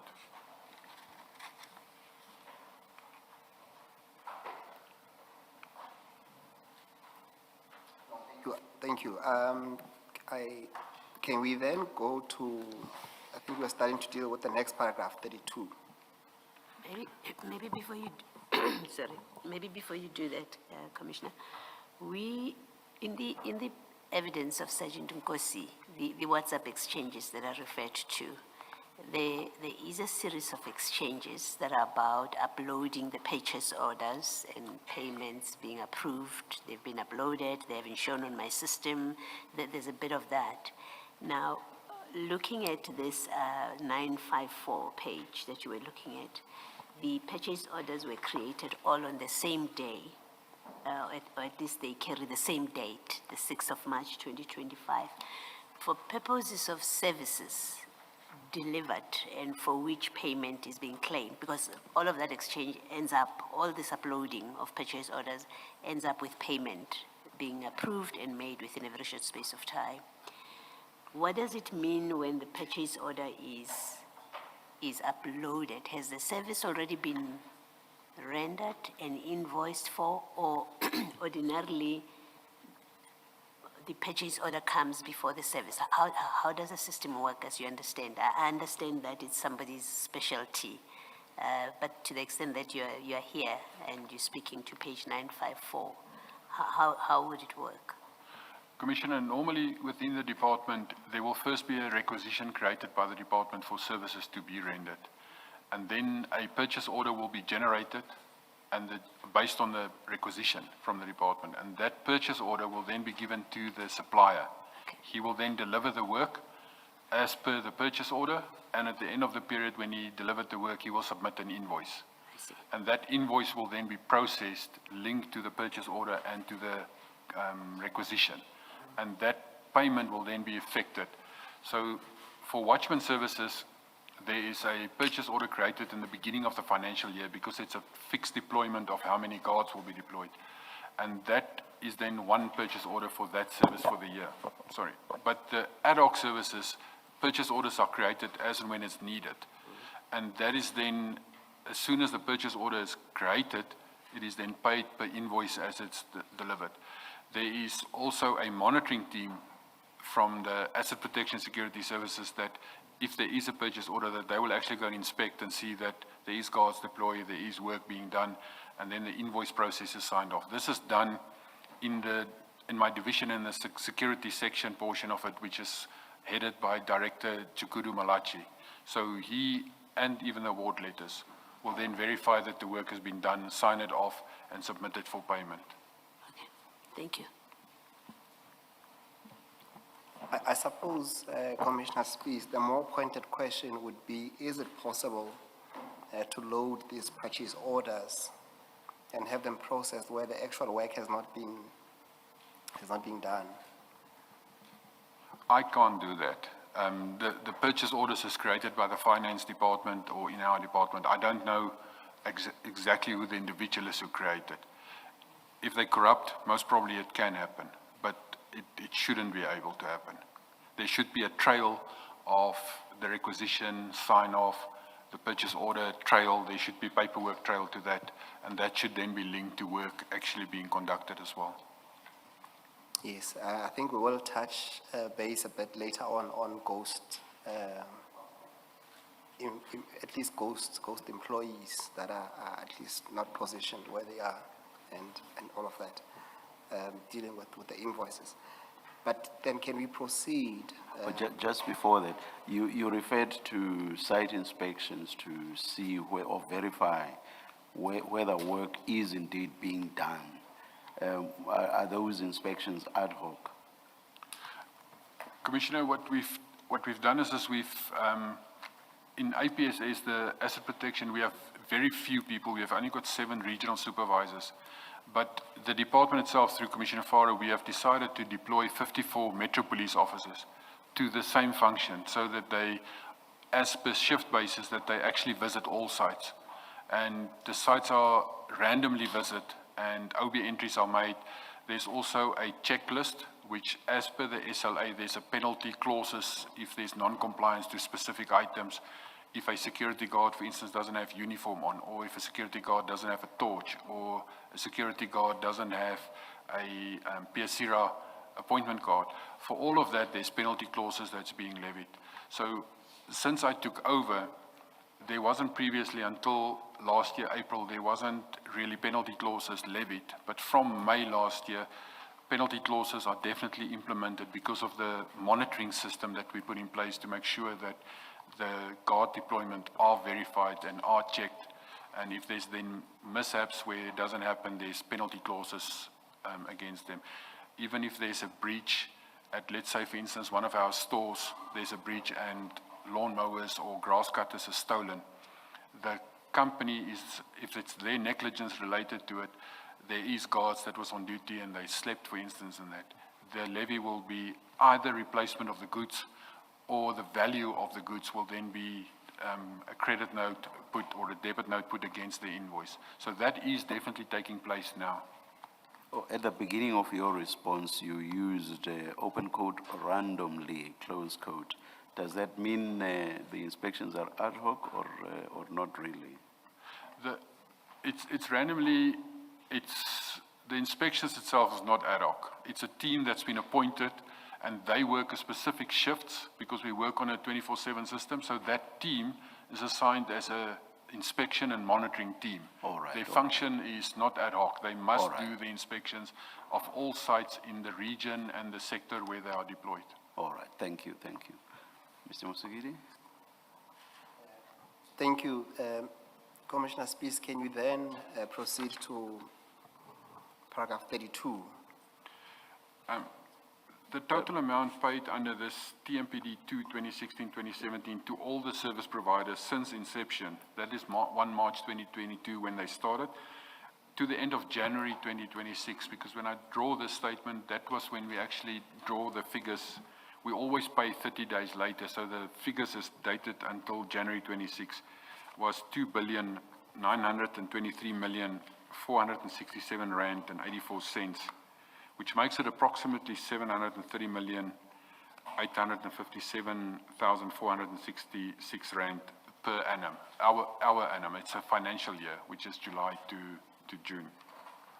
And then I've created a spreadsheet of a summary of all payments to the 22 companies from March, including the total paid to each company during this period, attaches an extra RS29. But this excludes So ad hoc the services. 15-month extension, it's R1 billion. I mean, if the contract, the 3-year contract expired in February last year, and you extended it, and now it's been extended again until June this year. I mean, that's at least a year and 4 months. That's easily R1 billion. It's approximately 750 million. A year. A year. And then you add the other 4 months. Because remember, Yes. you said the extension, the current one, is going to run until June. That's correct, Commissioner. So a year would have been last year March until this year March. And then you add, May, June, hopefully they would have finalized it by then. That's 14 months. That's correct, Commissioner. So it gets you over 800 million easily. This is only for the watchman services. When we add the ad hoc that escalated this year, it's going to be close to R1 billion. Yeah. And I must state in the spreadsheet, sorry, Commissioner. You want to take us there? In the spreadsheet, when it was created, Commissioner, maybe let me just direct you to where to find the spreadsheet.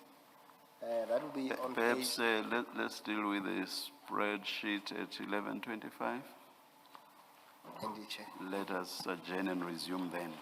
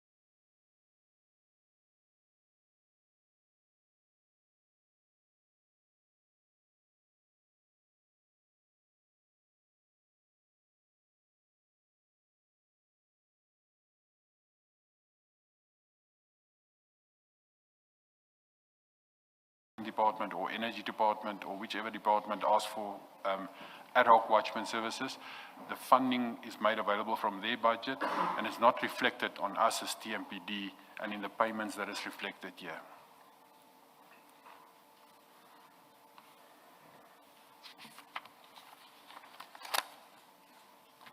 Commissioner Spies, is it then correct, when you look at this spreadsheet, the amounts there are fairly average and consistent? Would it be then correct to at least postulate that if there was any room for manipulation, it will have to fall under the ad hoc services as compared to the watchman services? Do you have any Correct. comment to that? The watchman services, the deployment, it very slightly differ. It could be that there's 1 or 2 guards added over a period of 4 to 5 months and then reduced again with 1 or 2 guards. So the payments stay consistent through the years. There's very, very little movement there in the watchman services. And that's in the analysis as well that I performed on this. That's why it sounded to me very strange and fishy that there's these large amounts being paid to security without us picking it up. And only then, when we start to delve into this deeper and deeper, we actually discovered that the fluctuations actually came from the ad hoc services that was assigned on the sideline.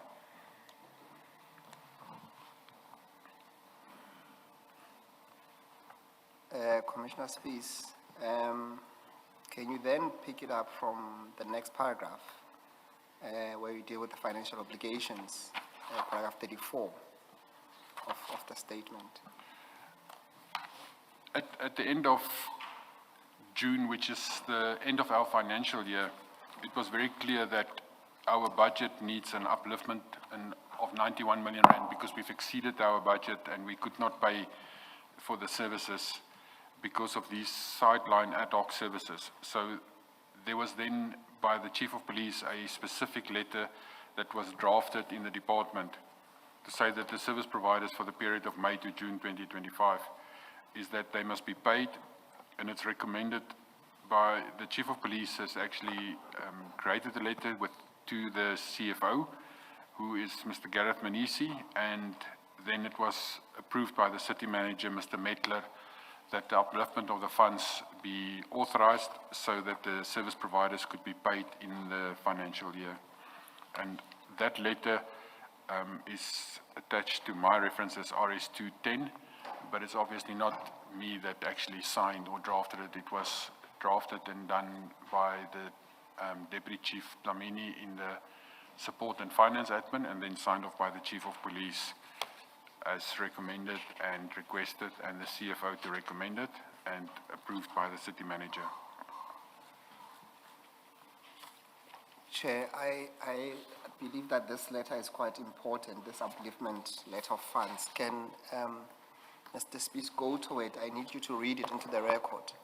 That letter appears, it's still on file 4, page 964. And perhaps for the record, then read paragraph 1, 2, 3, and the last paragraph of that letter. The subject of the letter is upliftment of funds on security services, watchman services. The Tshwane Metro Police Department wishes to seek approval for the upliftment of funds on security services to the amount of 91 million rand for 24-25 financial year, to settle invoices for security services rendered for the period of May and June 25. The city operates a hybrid security model that integrates both in-source security guards and contracted private security companies. This approach was adopted following a court ruling in August 21, which directed the city to contract 22 private security service providers for a 3-year period. This contracted services began the services with the city on 1 March 22, and the contract expired on 28 February 25.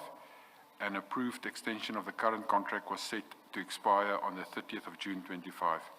the BAC approved a further extension of the security services for a period of 3 months from 1 July to 30 September 25. During the financial year, the city approved and made a budget available of 307,129,702 million for provision of security services to protect the property, assets and personnel of the city of Tshwane. And during the budget adjustment period, an additional 350 million was allocated to this service as the initial budget allocated was in deficit. The adjusted budget was calculated and determined based on our monthly expenditure on the normal security services contract, and it meant that the city would be able to honor its financial contractual obligations until the end of financial year if only normal security services were honored. The budget for watchman services is centralized with the TMPD.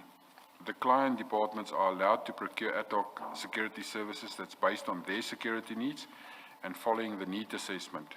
The above mentioned provision is to be followed provided that such approved is made subject to the availability of funds.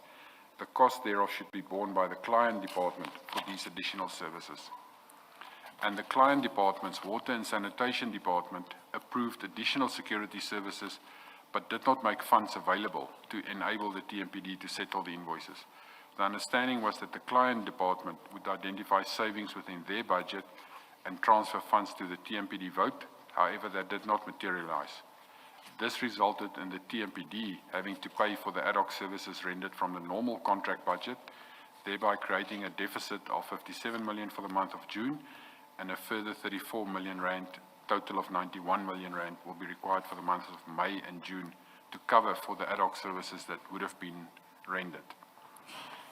This is then recommended by Commissioner Faru as the Chief of Police, and it was recommended by Mr. Manisi as the Chief Financial Officer, and he had a comment that he added to say that the department, to ensure that mechanisms are put in place to ensure that expenditures within the limits of the budget in the 25-26 financial year, and it was then approved by the City Manager, Mr. Metler, on the 2nd July 2025.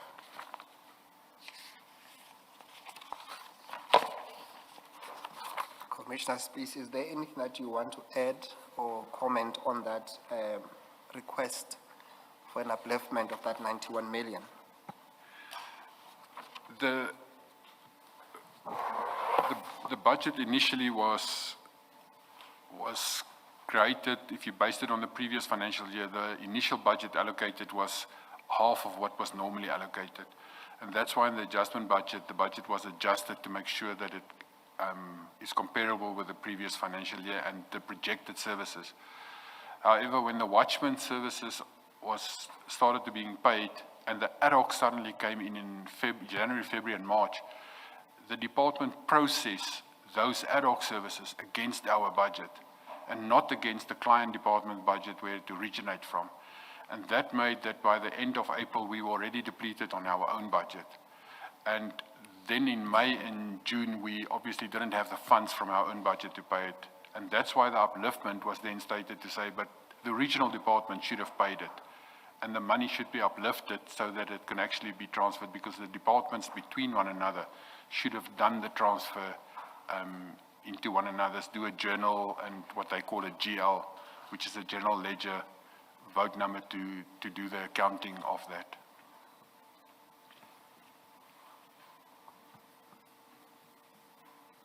Thank you, Commissioner Spies. The next paragraph, it identifies a person by the name of Malaji, and the next paragraph, they have significant relevance to him. Can you take us through that and also explain who is Mr. Malaji? Where does he fall in the chain of command within the TMPD? Thank you. Director Chukuru Malachi is, and I just have to go slightly back into the history, is that the section that dealt with the security tender in the 2016-27 process was then called the Asset Protection Services Unit, which was a unit within the division, specialized policing services. That unit was relocated to the city manager's office in 2019 from TMPD. So there was an instruction that this unit are relocated to the city manager's office, and that project managers on the various award letters was then indicating that Director Chukudu Malaji and Mr. Nava Pillay is, in terms of the award letters, managing this the security contract, TMPD 2 2016-17. And the whole period from 2019, from the start of the tender, everything was then done from this APS unit in the city manager's office. In July 24, this unit was then relocated back to Tshwane Metro Police with effect from 1 July 2024. And it was placed then under the new division, of which I'm now the divisional head, Asset Protection and Security Services. And part of my portfolio is that this division of Asset Protection and Security Services have then this section within me, which is the Security Services and Guarding section. And Director Chukudu Malachi is appointed as the Director for Security and Guarding Services, and he reports directly to me. The deployment, the monitoring of the security companies, and the invoicing processes fall directly under his auspices.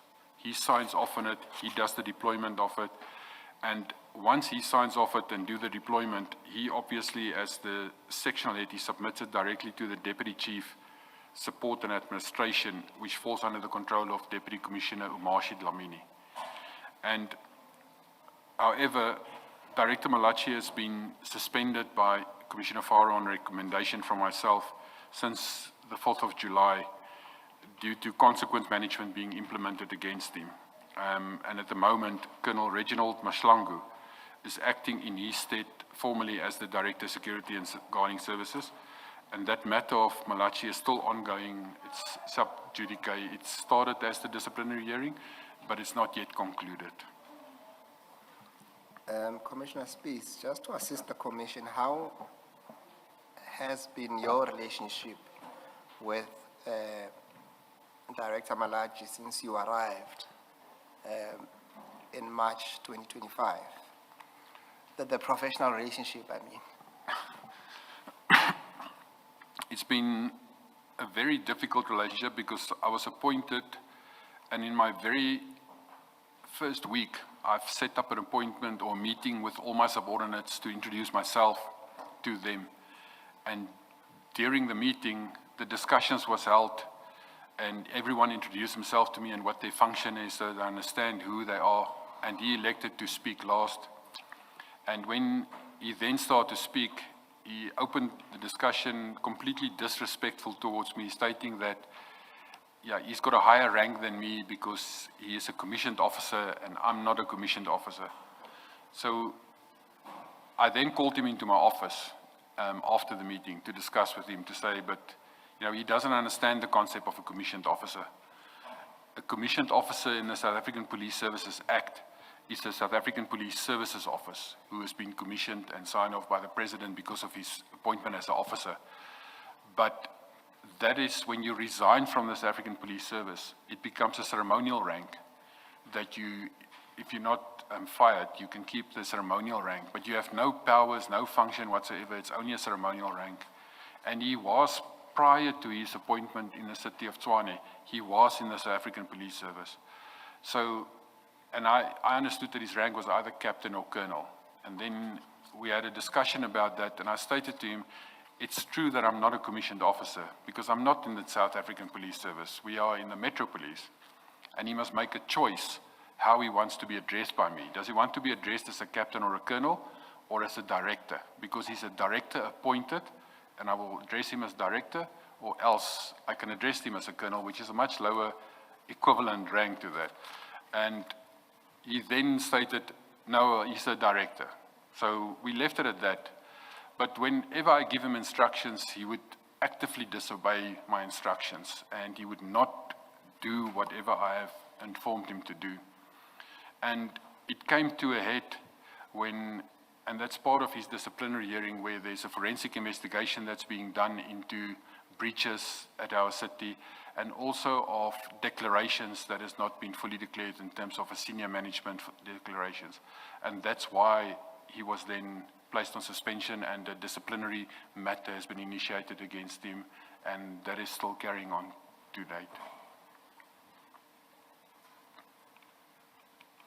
And then at paragraph 39, when you say all deployment and monitoring of security companies, would that include the deployment of ad hoc or security, or what do you mean by that?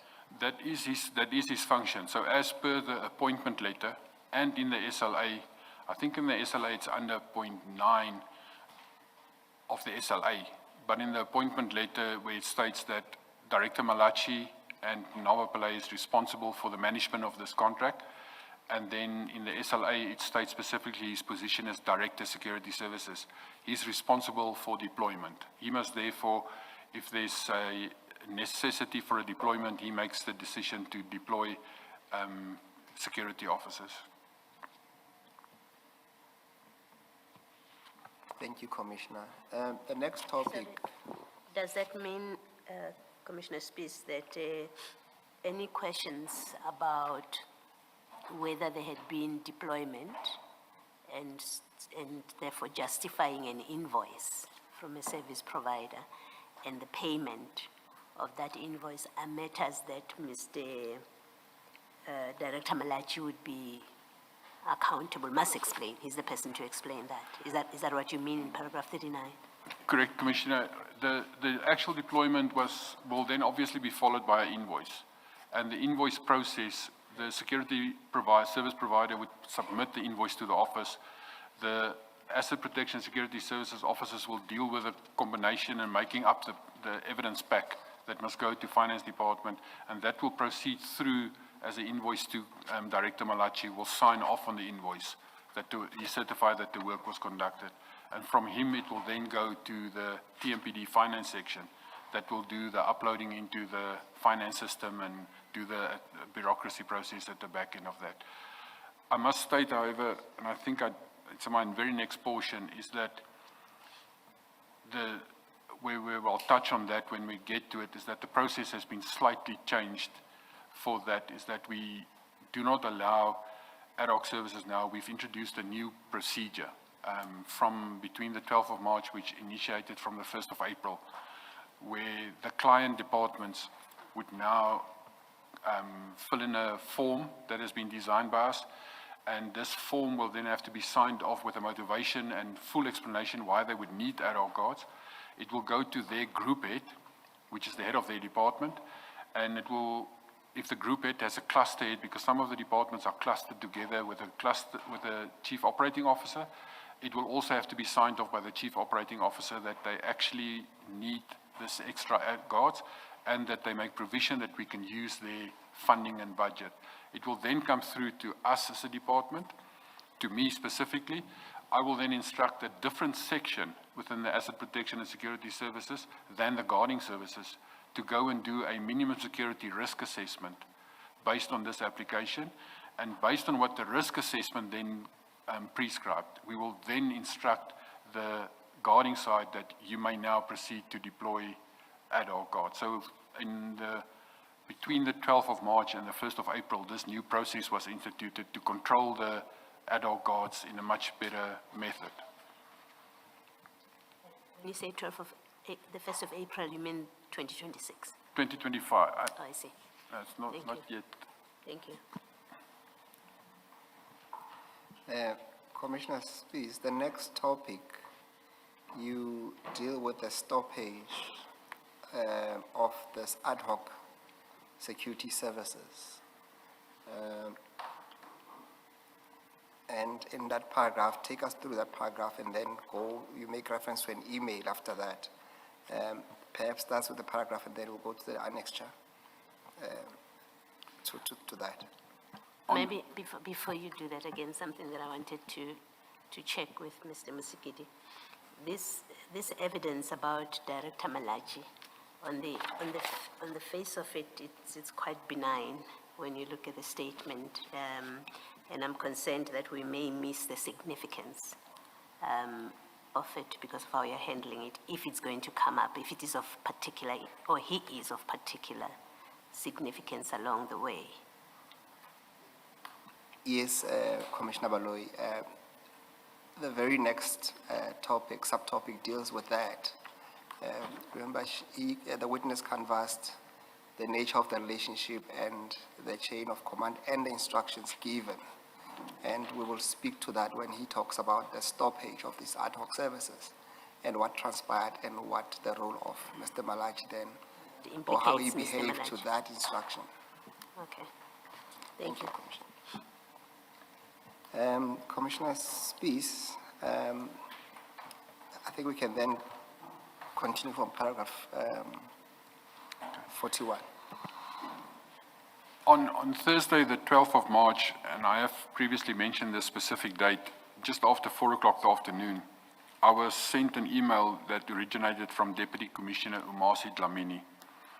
And in this email, he stated that the deployment of ad hoc guards had grown exponentially. There were an extra 30 sites that were added in January 25, and then a further 6 sites were added in February 25, and we are using our own budget and will run short of funding.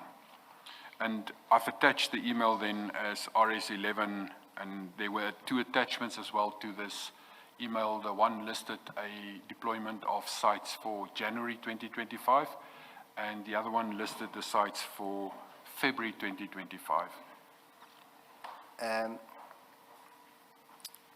Chair, I would just, so the reference there is RS 211, 1 and 11.2. I would just need to guide the commissioners to the relevant pages. We will have to jump to file 2 of 4.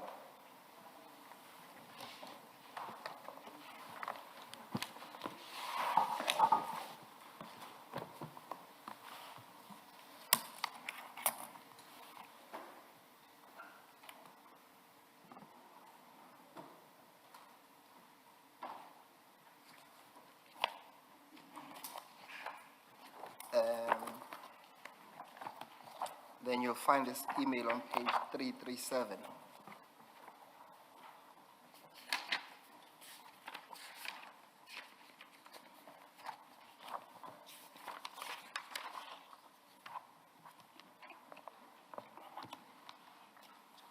So the chair will see that the labeling would say, the old label will say RS 25.1, but we have cross-referenced that to be paragraph RS 211. As reflected in You the said statement. page 3 what? 337, 337. yes. Are you saying the tab should be renumbered? We will renumber the tabs. Thank you. Thank you, Commissioner.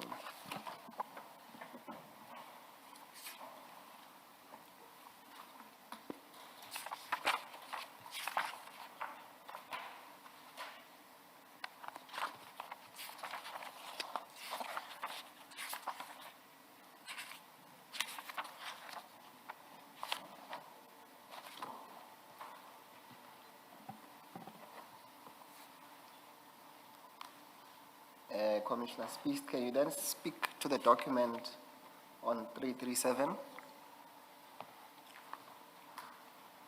That is the email that I'm referring to from Umasi Dlamini, and it's dated Wednesday, 12th March, 1604.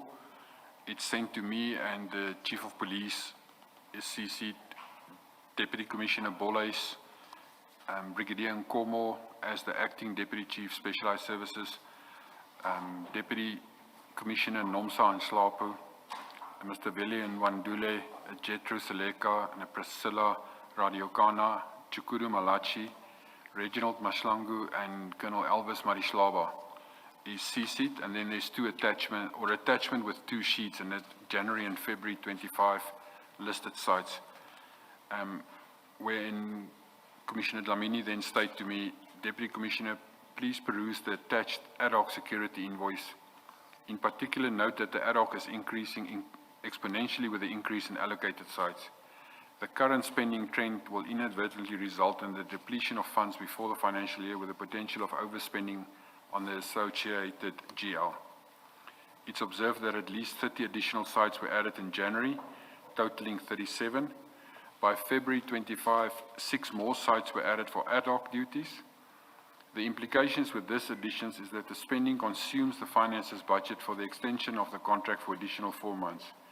If this trend persists, the fear is that main contractual obligations will be at zero budget before the end of the extended contractual period.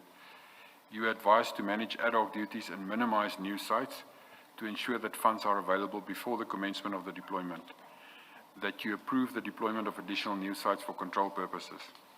Further, that you explore the possibility of engaging the requesting sister department and to persuade them to engage the CFO to approve or make funds available for ad hoc duties.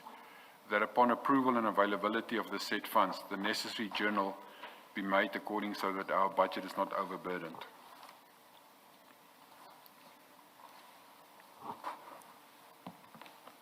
Now, Commissioner Spies, before we go to the annexures, at first glance, this email seems to be someone who's concerned about the increasing allocation in terms of the ad hoc services, and is concerned about the financial implications there too. What's your understanding of this email? Initially, if you just look at it from the first 2 paragraphs, that's exactly what it looks like, as someone is concerned about it and he wants to make sure that we don't run out of money. However, with hindsight and sending it to me, there's a flurry of emails that originate from this within minutes from one another, where I sent back to him an email requesting how was it historically handled, who managed it, because it was remembered I actually started it 2nd of March. I don't know why this process has been initiated. So I asked him what happens with this. As I asked him this, the chief of police came in between with the email to say, stop this, no additional budget will be made available. And then the discussion came back, and if you look then at the last one, this email is clearly someone who is setting me up to say that I must request for additional funding, because the last one is that I explore the possibility of engaging the requesting sister departments. So this email is actually putting a challenge and a problem that has been created, and now it says, but let's go to other departments to ask for funds. So this email looks to me like it's actually trying to get more funding and budget, and that's what I must actually start doing, is to get funding and budget for it. Thank you. Can we then go to the annexures that Mr. Umashi Lamini attaches to this email? And can you speak to that? That appears on the very next page, which is page 338.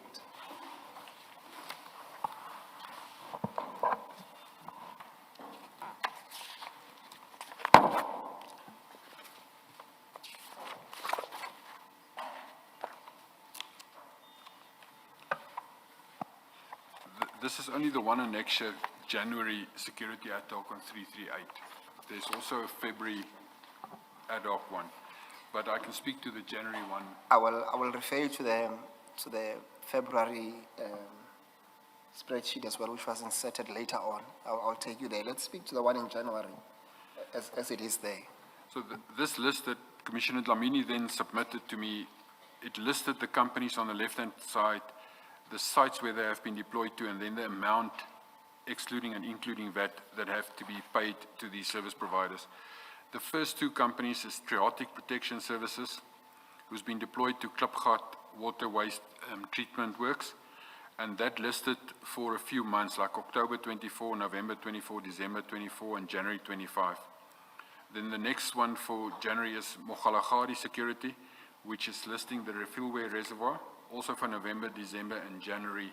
And the total for those 2 companies is 2.8 million, and that looks very normal for an ad hoc. It's like 2 guards or 3 guards deployed to these sites. However, the third company in the ad hoc services is Goobies 85 Solution Security, which then lists a total of 37 deployments, which is the Rietvlei Nature Reserve, Rooiwal for long before, Rooiwal July 24, August 24, September 24, October 24, November, December 24, Rooiwald January 25, Zitubeni Reservoir and Pump Station, Waverley Reservoir, Valhalla Pump Station, Sunderland Pump Station, Soshanguve L Pump Station, Soshanguve DD Pump Station, Refillway and Rayton Pump Stations, Malkalneek, Ilardus Park, Carina, Brickfield, Brackfontein, Moroletta, Montana, Magalies, Roslyn Reservoir, Loulardia Pump Station, Klipkruisfontein, Klapperkop, Eastcore, Low and High Reservoir, Hercules West Reservoir, Hercules East, Grootfontein Pump Station, Glenway 2, Glenway 1, Garsfontein, Florana, and Findlay.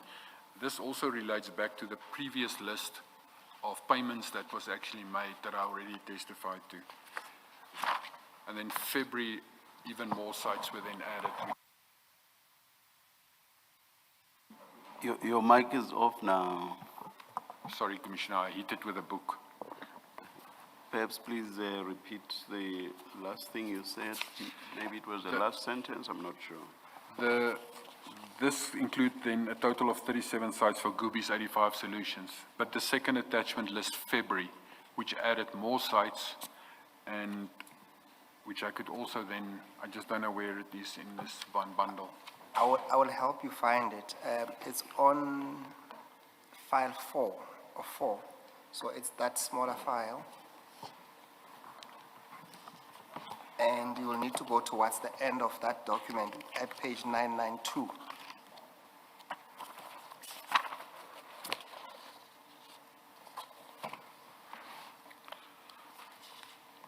Commissioner, on page 992 is then the February security ad hoc services, which again, Commissioner, just wait for the commissioners to find their way. We found it. Thank you, Chair. You may proceed, Commissioners, please. again, it listed the first two companies as Triatic Protection Services, which is still deployed to Klipgat wastewater, and then Mogalaghadi, which is still deployed to Refillway Reservoir for ad hoc. And then it lists Goobies 85 again for February, which is very similar in nature, except that there's now extra 6 sites, which brought the total then to 43, ending with Findlay Reservoir, and it's a total then listing of 14 million rand for Goobies. Can you then, Commissioners, please, when you look at these 2 annexures, remember they are attached to an email by Mr. Umashi Dlamini. What do you make of them? What picture does it paint? Because both of them refers to 3 security companies and how work has been allocated to them in terms of the ad hoc committees, ad hoc services between the month of January and February. And remember, keep in mind that we have 22 companies on this tender. Now we are listed, or Mr. Umashi Dlamini makes reference to only 3 companies. But even on the picture painted by these 2 annexures, what is your fair view of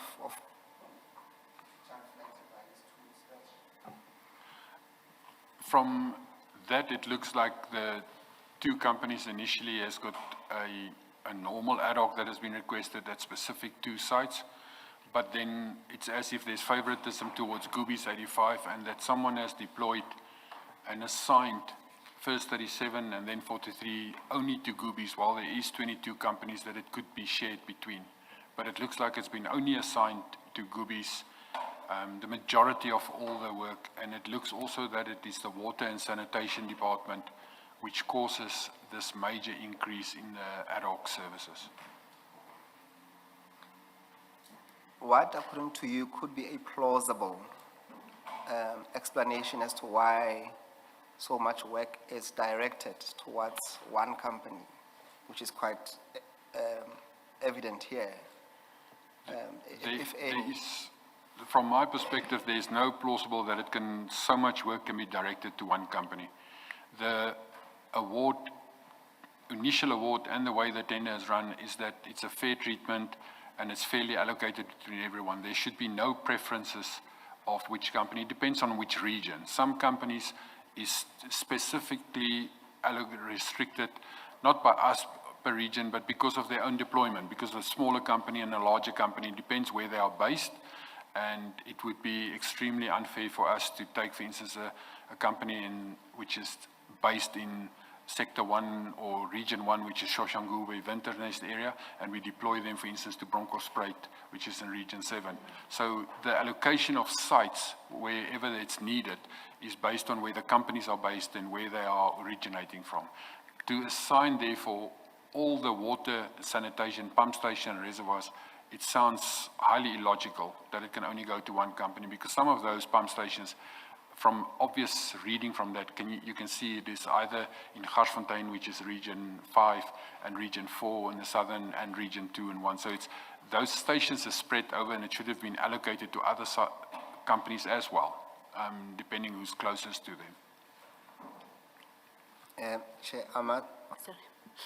Can we though fairly say this long list indicates favoritism of Gobies 85 if we don't know the underlying facts, such as, do the other companies have the kind of personnel, the numbers, that would be able to meet these requests for ad hoc security, and the underlying facts that we would have to know first before we come to the conclusion that this indicates favoritism?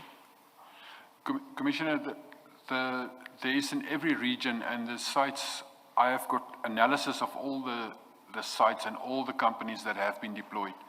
And there is, when you are in Region 7, which is the Bronkhorstspruit area, the companies there is not really deployed into Pretoria West, which is Region 3. So we do tend to deploy companies to where they are based and where their main basis of operation is. But when you look at what has happened here with Gobies, is that they've been deployed across the city. So even if you take just one or two sites, which is in Valhalla, versus in Garsfontein, which is on the opposite side of the city, it's one site. If you add a guard or two from a company which is already in the western side of the city, and you add one or two guards to them at a reservoir, versus in Garsfontein you add one or two guards, this deployment of guards is definitely favoritism towards one company, because it was assigned, everything from water was assigned to Gobies only.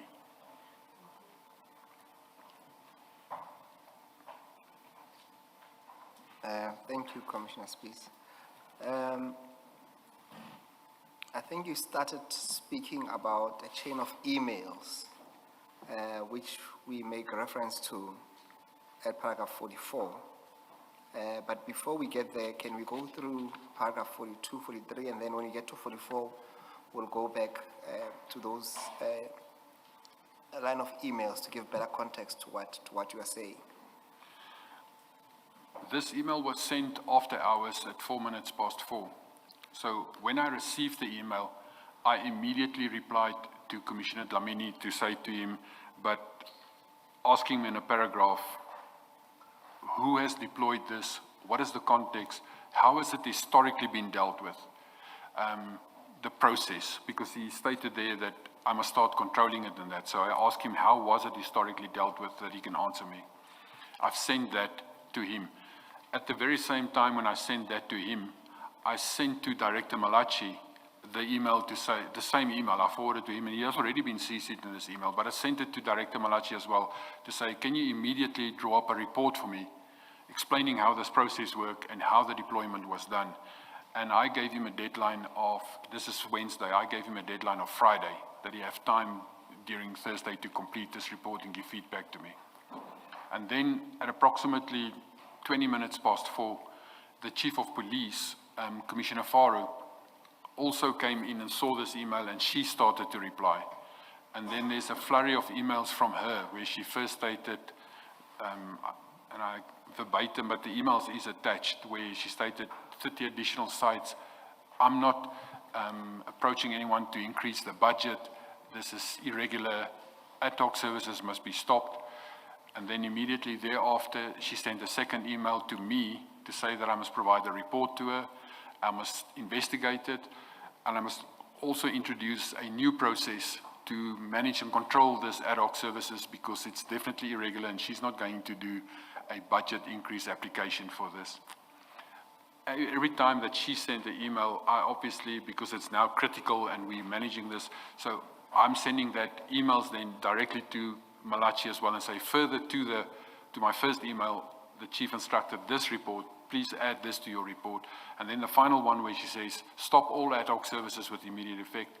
I then send it to Malaji to say, as of tomorrow morning, because this is already after hours, as of tomorrow morning, stop the ad hoc. Because guards that's already deployed at 6 o'clock the evening, they work a 12-hour shift system.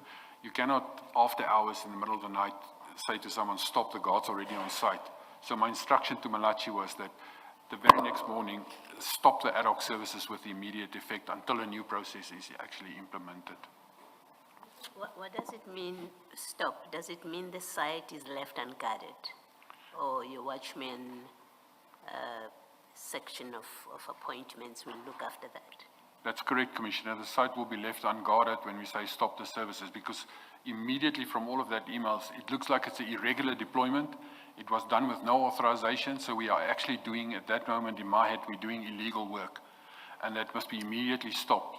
And he must write a report to me back as to why was this deployment necessary, where's the risk assessments that was conducted upon this, and what is the need that forced that we need to add this extra guards to us.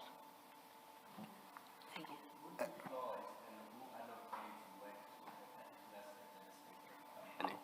Sorry, my mic was off. Who deploys and who allocates work to a particular security company? Is it the TMPD or the client department? It's TMPD. It's TMPD. In terms of the tender, the contract management of the tender is placed within TMPD, and the award letters and the SLA assigns this function to Director Malaji.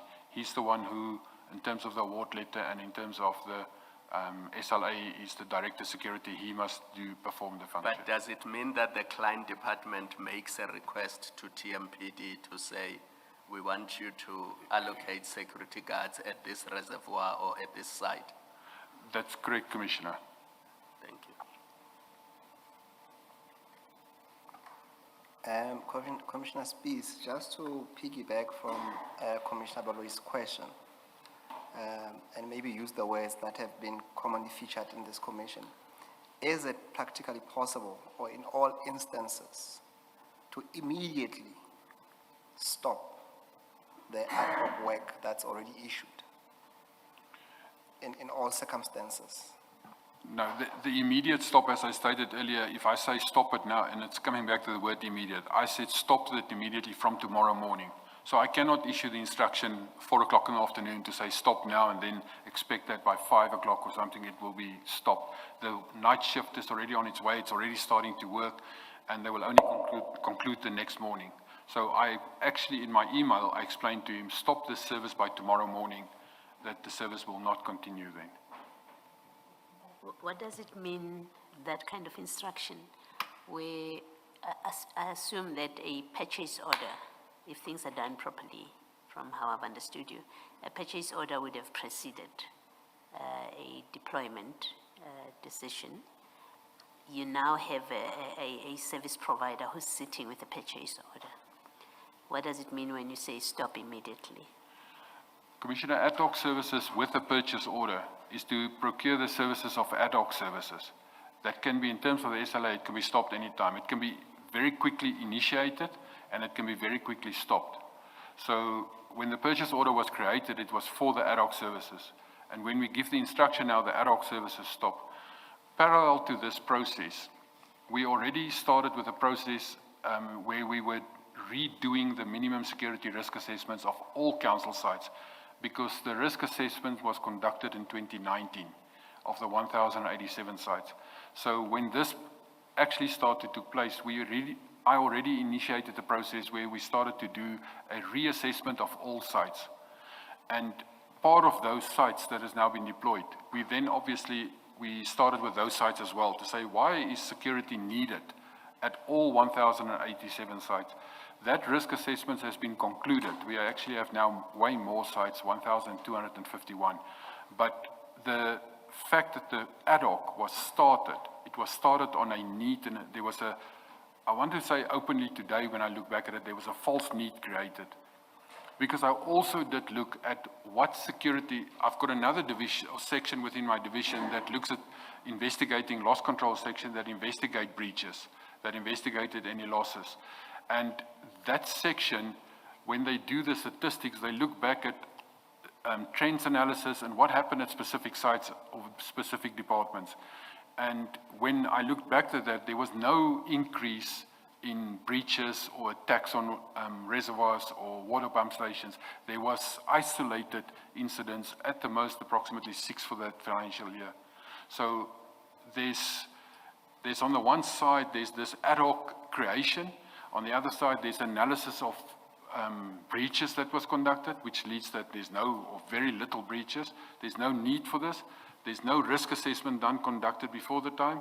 And when this stopped immediate with the ad hoc, is that we immediately was already busy with risk assessments, that we place these sites in a first priority basis to do the risk assessments to determine it.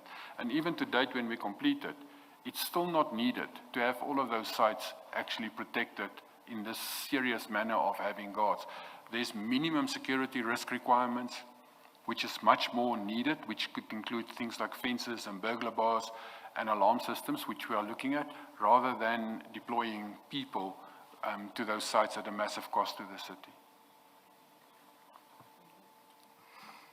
Thank you.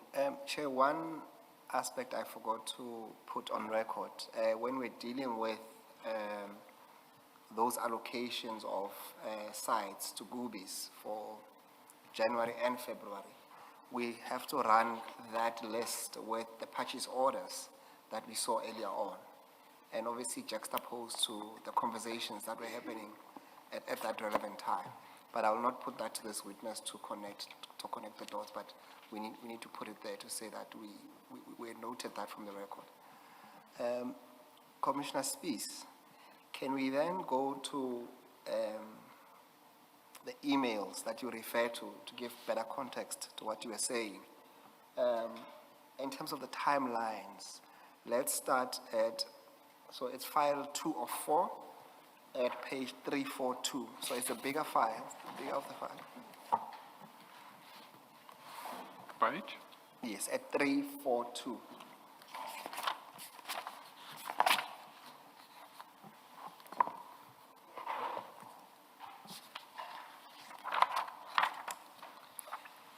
So you will guide us with the timelines there. I see at the bottom, it starts at, so it's Wednesday, 12th of March, 2025, at 4:04:28 p.m. That will be, can you start with that chain of exchange of emails? Correct. This is the original email that I just testified about, is that it originates from Umashi Dlamini. And then at 16:07, which is 3 minutes later, I replied to all again to say to Commissioner Dlamini, who approve and mandate ad hoc security services? Who decide to give the instruction for this? And how is this process managed within the department historically? I must state that to date, I haven't received the answer on this email, even though I've asked the question. But then if you go from that email to the previous page, because it's obviously in chronological order, is that at 16:14, the Chief of Police then replied to us as Deputy Chiefs to say, dear DCs, 30 additional sites only for January 25, with exclamation marks. Who approved this, DC Bollais? And I must just pause here, how she's addressing this to DC Bollais, is that when the Asset Protection Unit was relocated from the City Manager's office to the Metro Police Department in 1 July 2024, the position that I'm now occupying was vacant, and I was only appointed in 1 March 2025. So for the period 1 July 24 to 28 February 25, Deputy Commissioner Bollais was assigned as caretaker for this division, and that's why she would address this to him. Then she goes on to say, I'm not signing off any documentation or requesting additional funds. We are currently in Mako, this is the mayoral committee, this will not be entertained, and DCSPs, please launch an investigation in this regard. And then in this email conversation, she obviously then added again an email to me to say, added to the below email, this behavior must stop as it will cause audit queries, which will not only affect the department but the city as a whole. I'm not going to request additional budget for unauthorized ad hoc sites. I will request an investigation and consequence management. 2 reports must be drafted, the authorized ad hoc sites deployment and unauthorized ad hoc sites deployment. If we go then to page 340, she then issued at 422 instruction to me, Deputy Commissioner Spies, please stop any ad hoc deployment until the correct procedure determined by you have been implemented, bearing in mind that there's no additional funding already. And then obviously I forward this whole conversation as and when it happened, I forward every portion to Director Malaji to say, and further to the ad hoc deployment of guards, stop the deployment of all ad hoc guards as with effect tomorrow morning.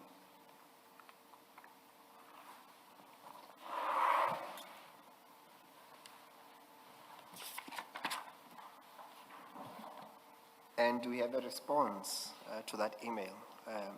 No, Commissioner Spies? Director Malachi Commissioner Dlamini has never responded to me my question to date, and Director Malachi has also not responded to me at all. Even though I've asked that reports and everything, and that's part of why there's consequence management happening, which I cannot divulge more, but part of that is that, and I've stated that already, is I introduced a new procedure between the 12th of March and the 1st of April, in that we as a department created and designed a new application form, a new process flow, and we have submitted that process flow to it was then the acting COO, the Chief Operating Officer, Dr. Malaka, and between us we refined the process, and then up to eventually when on 1 April it was instituted as a new process for all ad hoc guards going forward, as I've already explained.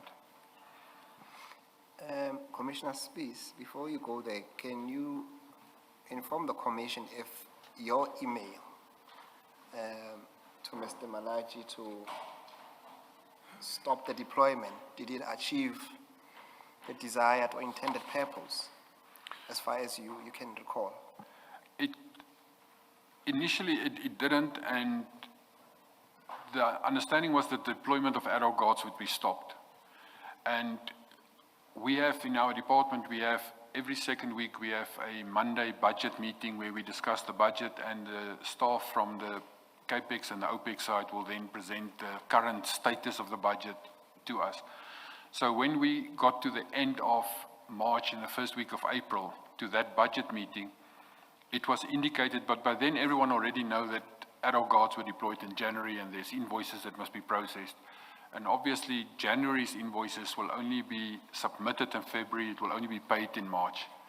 So when we hit the April meeting, we actually, the person from finance highlighted to us that we are exceeding these ad hoc guards that has been added. We must urgently resolve this. We then all indicated, but that's the January payments that's currently being affected. And we only stopped it on the 12th of March. So there will still be payments coming through for February and also then for the first portion of March. So this was then in the first week of May, it was again mentioned, and we are always making assumption that this is February's payments that is now being effected. And then in June, the same amount of payments came through, which March should have been a half payment and not a full payment again.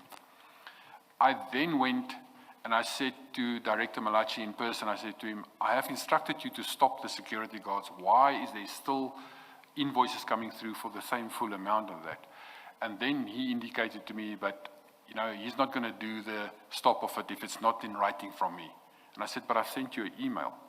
And my email instruction and my verbal instruction that I followed up with you, that is, you should have stopped it. I then took the effort on myself I actually write a letter on a letterhead where I sent it to Goobies 85 specifically to say, as of now, you stop this.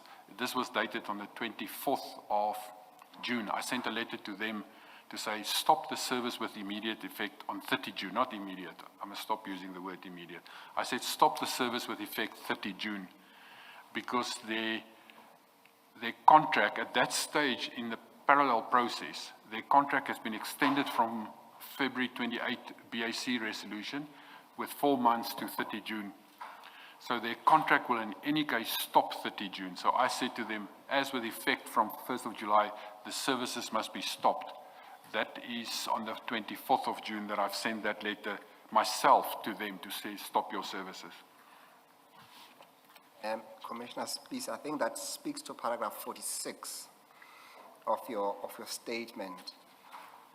Might I then refer you to what you make reference to as annexure RS 213, which appears on the file that you should have in front of you, file 2 of 4, page 345.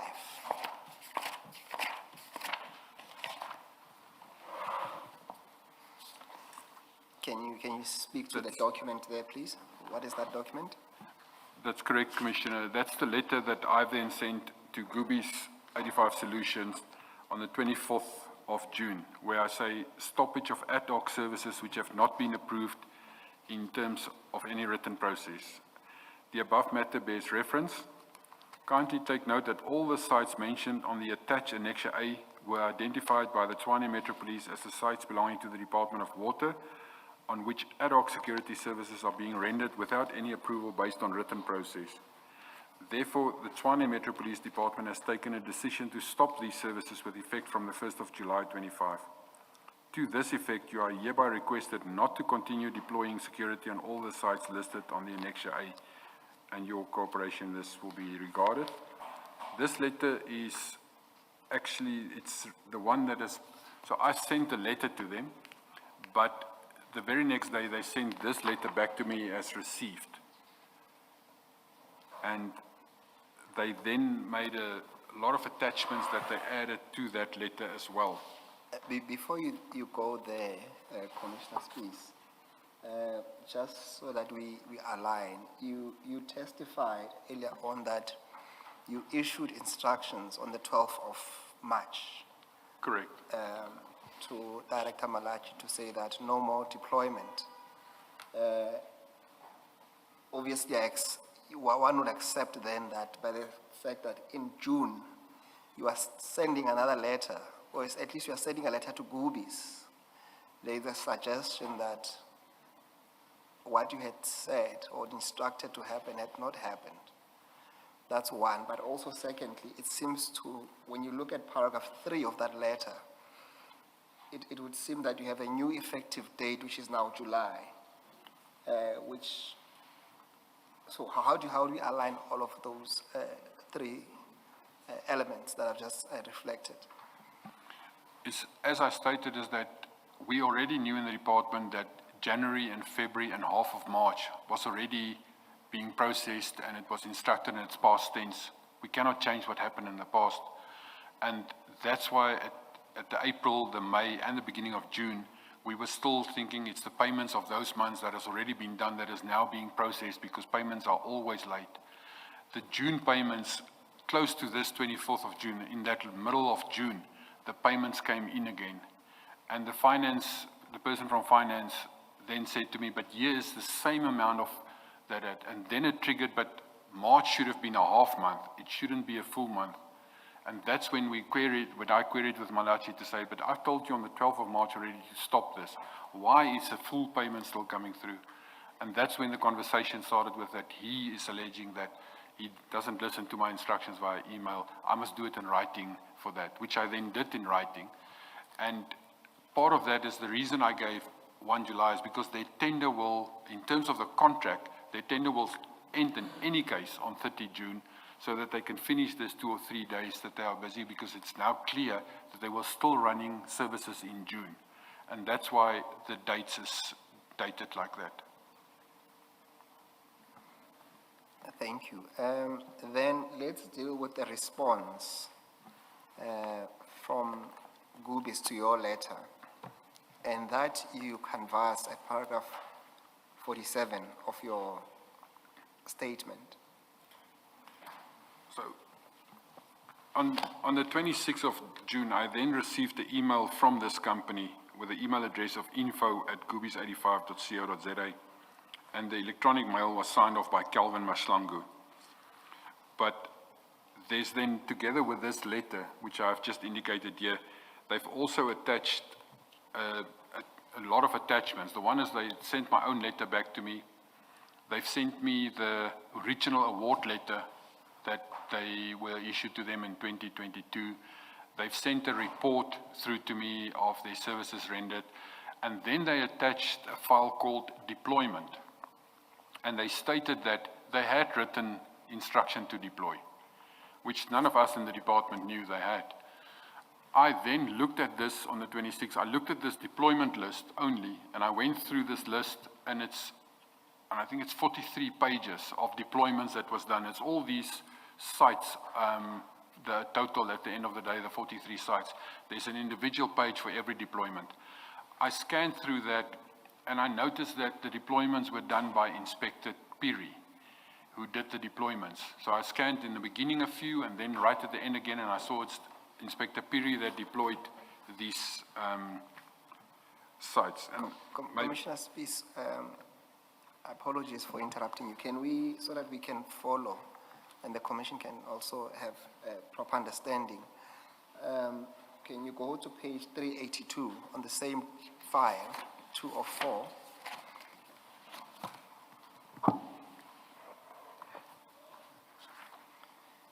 Can you confirm that this document is part of, are you there? yes, Can you confirm that this document is part of the annexures that you received from Gubies 85 Solutions when they responded to your, what we call a stoppage letter?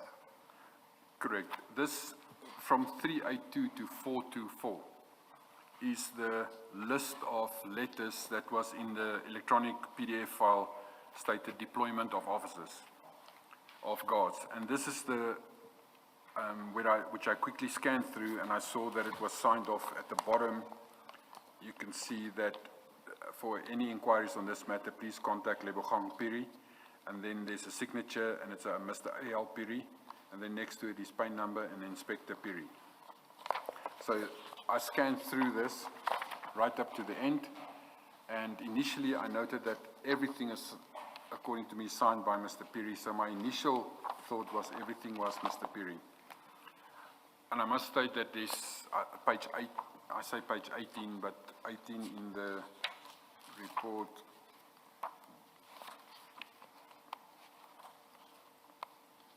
Two of the files is not Mr. Piri, but it's a page, in my PDF it's 18 and 19. I'm just trying to find them.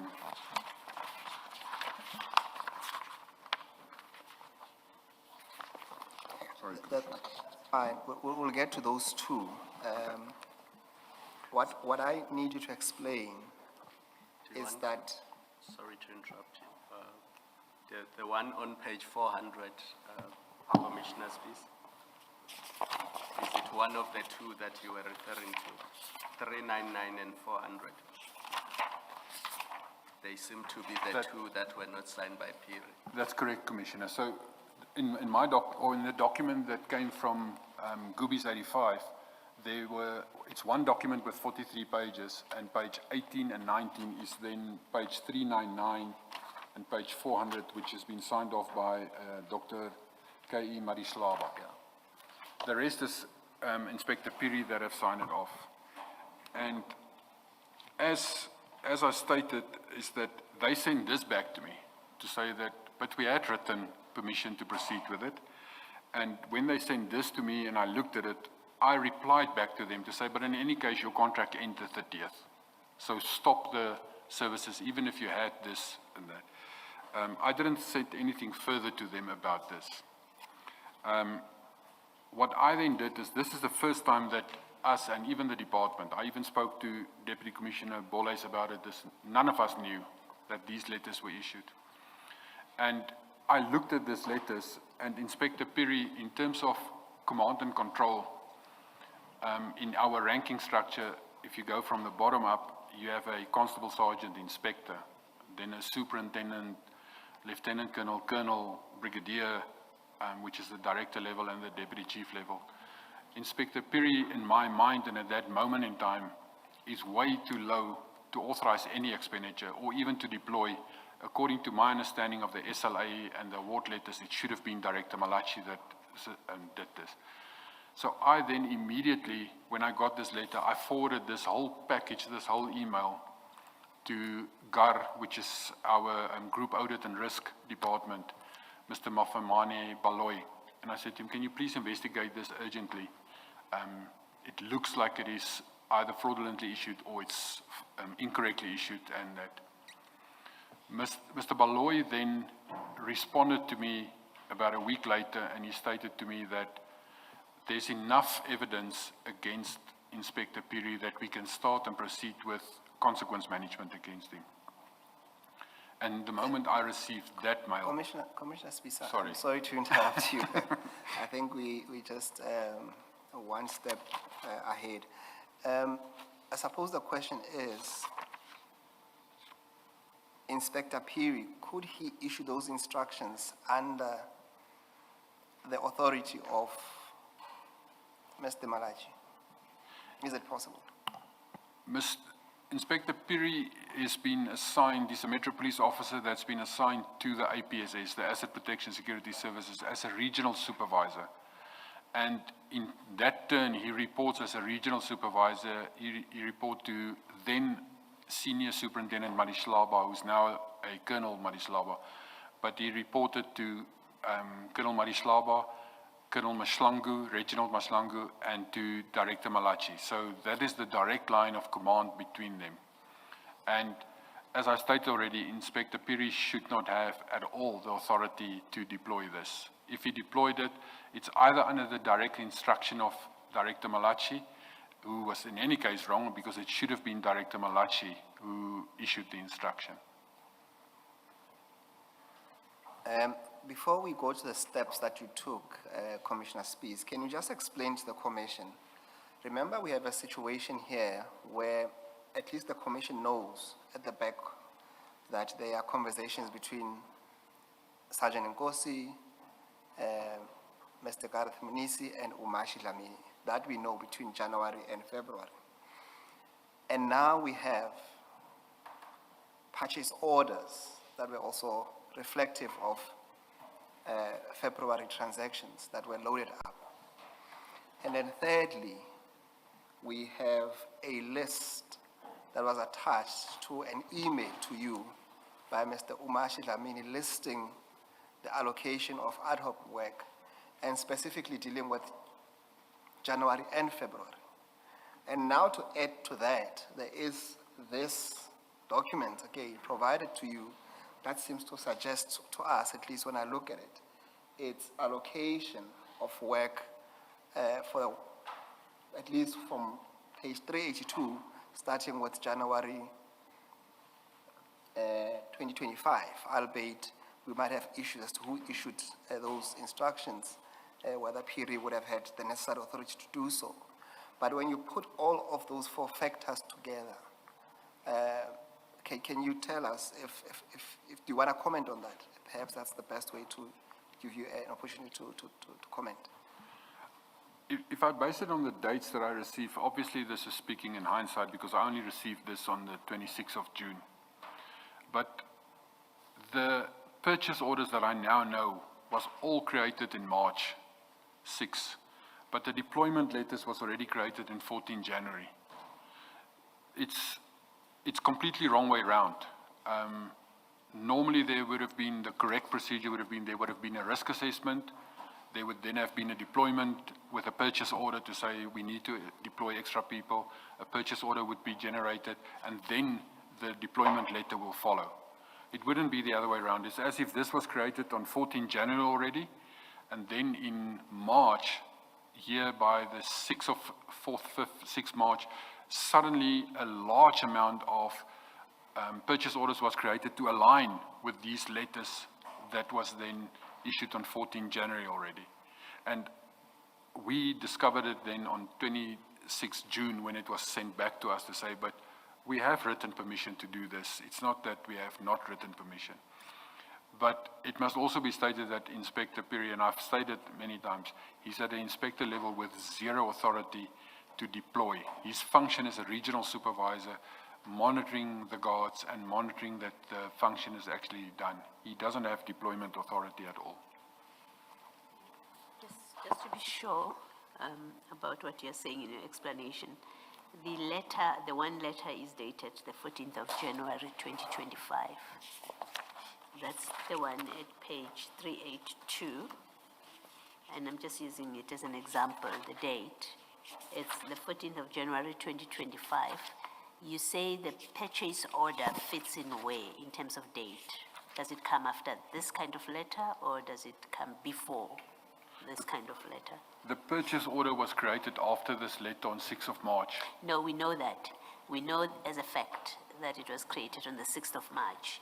What I'm asking is the sequence of dates. Is that how it works? That a No. purchase order comes after this kind of deployment letter, or is it the other way around? It is the other way around. Okay. You must first do the risk assessment. Now in the process as well, you must first do the risk assessment. After the risk assessment, if it is then necessary to deploy, there will then be a purchase order created for that deployment, and then the deployment will take place. Okay, thank you. Then, Sorry, these deployment letters, if you just look at the one on page 420, they don't say for how long the deployment is. So you are just deployed to a site with effect from they give a date and time. But then they don't say, for example, that it's going to be a month or it's going to be for 2 months. So it's an open-ended deployment until it is withdrawn. Correct, Commissioner. Which is not correct. For ad hoc services, that is improper because That's- you effectively giving an evergreen mandate if you don't put an end date to it. That is correct, Commissioner. That is why initially when I stated as well as ad hoc services is an emergency deployment for a specific reason, for a specific period. Ad hoc services is not a open-ended and off we go.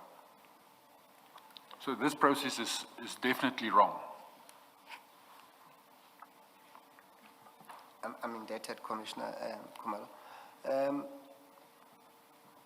Commissioner Spies, you were then engaging the Commission on the steps that you then took, having discovered or received the email from Gubis with the annexures, and you deal with that at paragraph 51 or 50 to 50, let's take it to 52 of your statement. That is correct, Commissioners. I obviously, as I already stated, I sent this email plus all the attachments. I've sent it to Mr. Mafamani Baloyi for investigation. As I already stated, Director Malaji was appointed as the project manager, and he had to deal with all aspects of this tender, and an inspector does not have the authority to deploy or incur any cost on behalf of the city.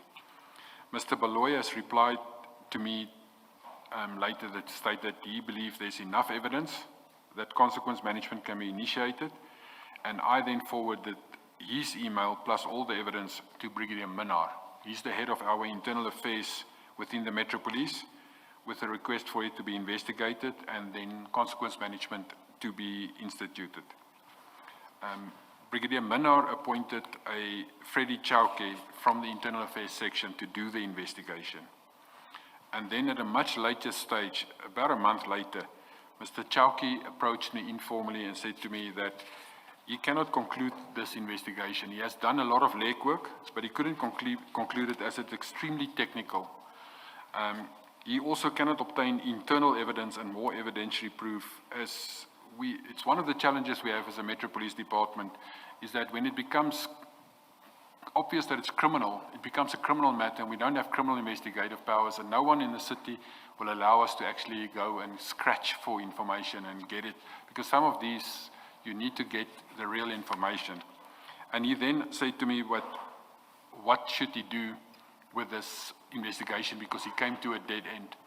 I suggested to him that he write a closeout report on the investigation to his Brigadier Minar and his Deputy Chief, because it's internal affairs, it falls under Commissioner Umasi Dlamini. That's where the section resides. So I suggested to him that he write a closeout report where whatever he's saying to me now is that he stated in his closeout report, and he request and recommend that the report be referred back to Group Audit Risk, that they appoint a forensic company so that it could be forensically properly investigated. At the same time when this happened, he then went out, and I then reported the matter to the Hawks, Colonel Livian Maseko, which is the head of Pretoria Hawks. I reported it to him to say, we've got a criminal matter here, which to me looks more and more criminal, and it's not now just a administrative problem anymore. And our internal affairs, we cannot investigate it further. It's now going to be referred to a forensic audit. Can you please, from the Hawks' perspective, also investigate this matter?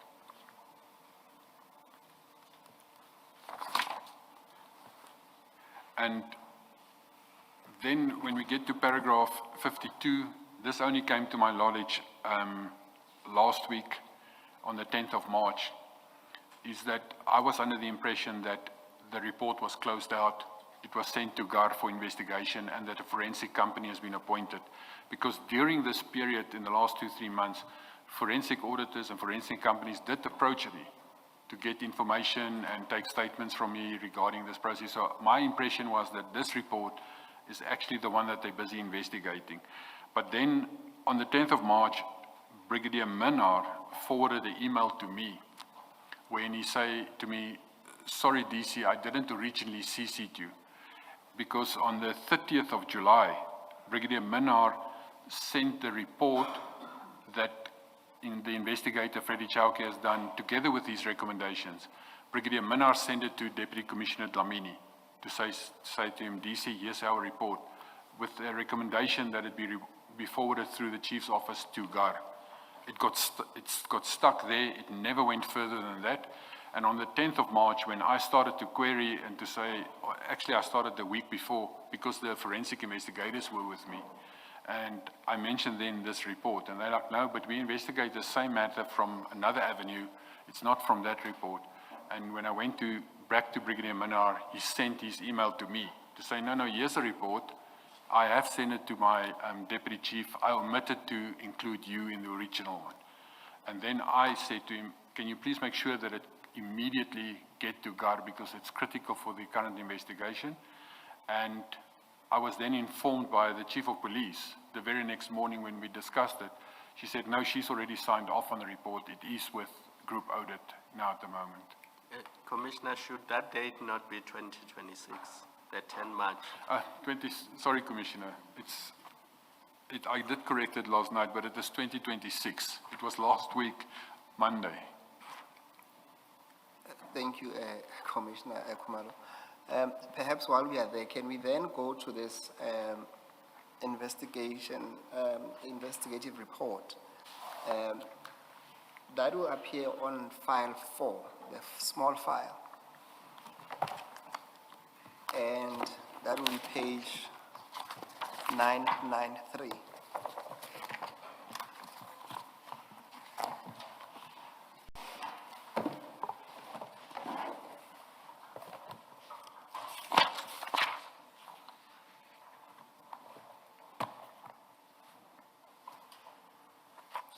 Did you find it, Commissioner Spies? Yes. Thank you.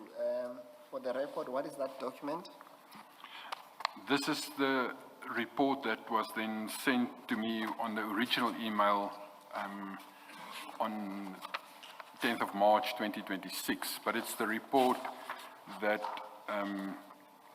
Brigadier Minar has then submitted, and it's dated 29 July 25, but it was attached to the email of 30 July 2025 to Commissioner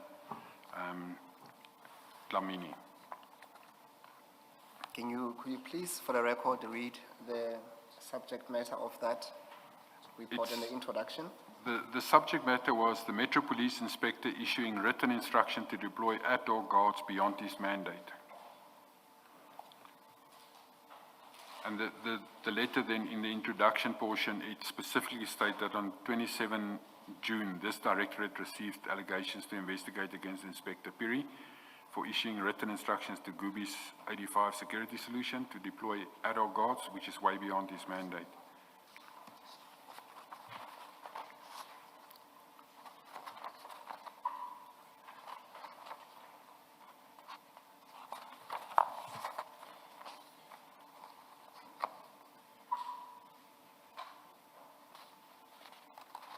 And then,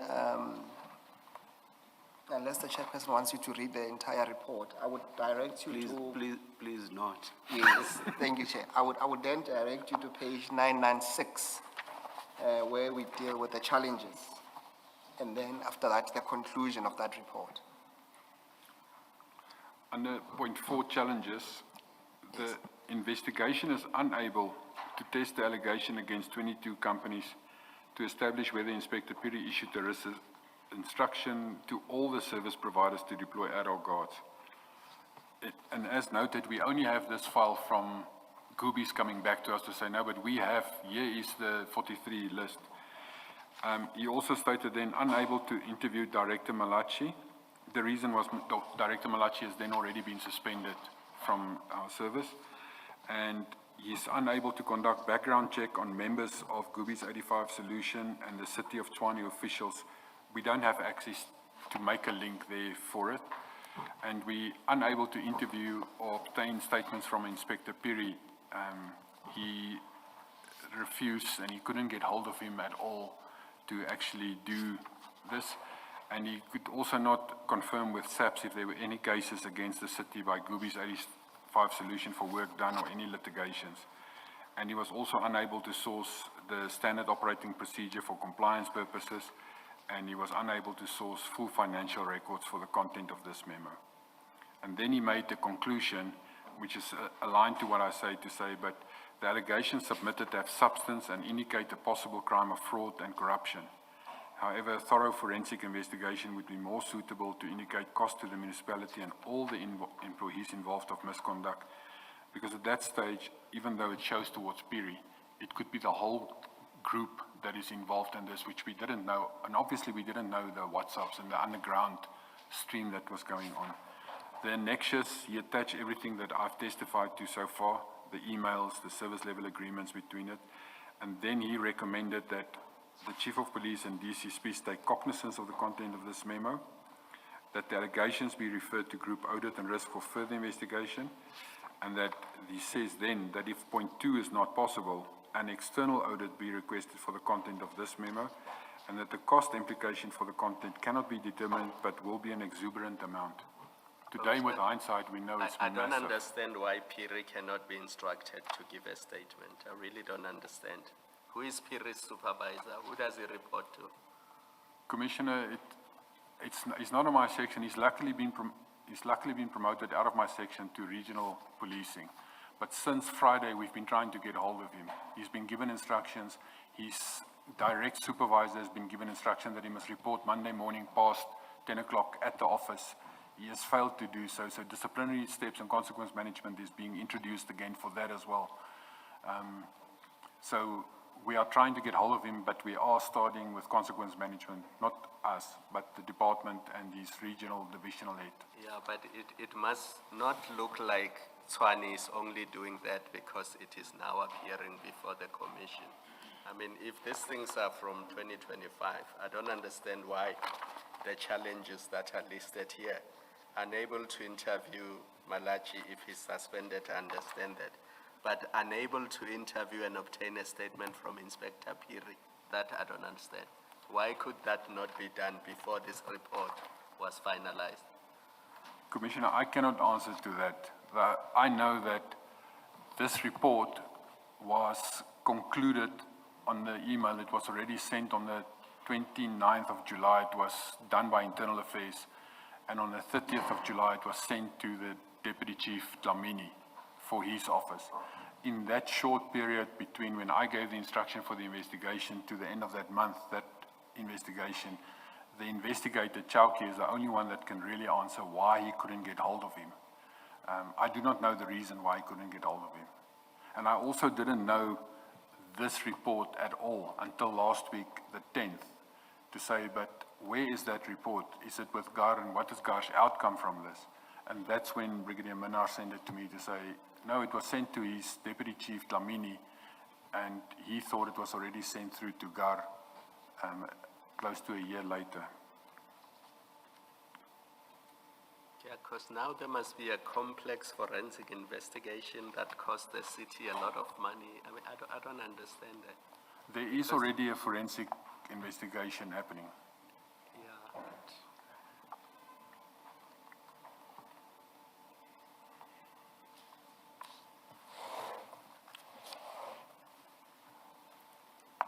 Yeah,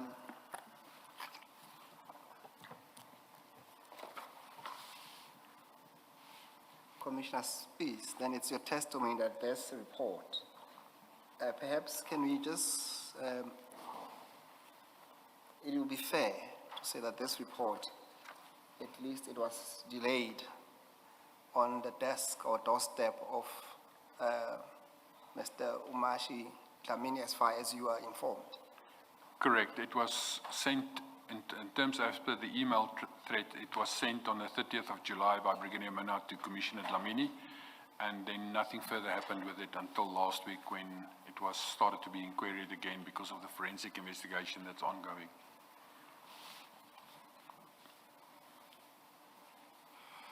Chair, perhaps safe to point out that when the witness was dealing with under challenges 4, where they say that the city was unable to conduct a background check on members of Goobies Solutions and City Tshwane officials to establish any relationships. We have done that, and we'll deal with that in the fullness of time.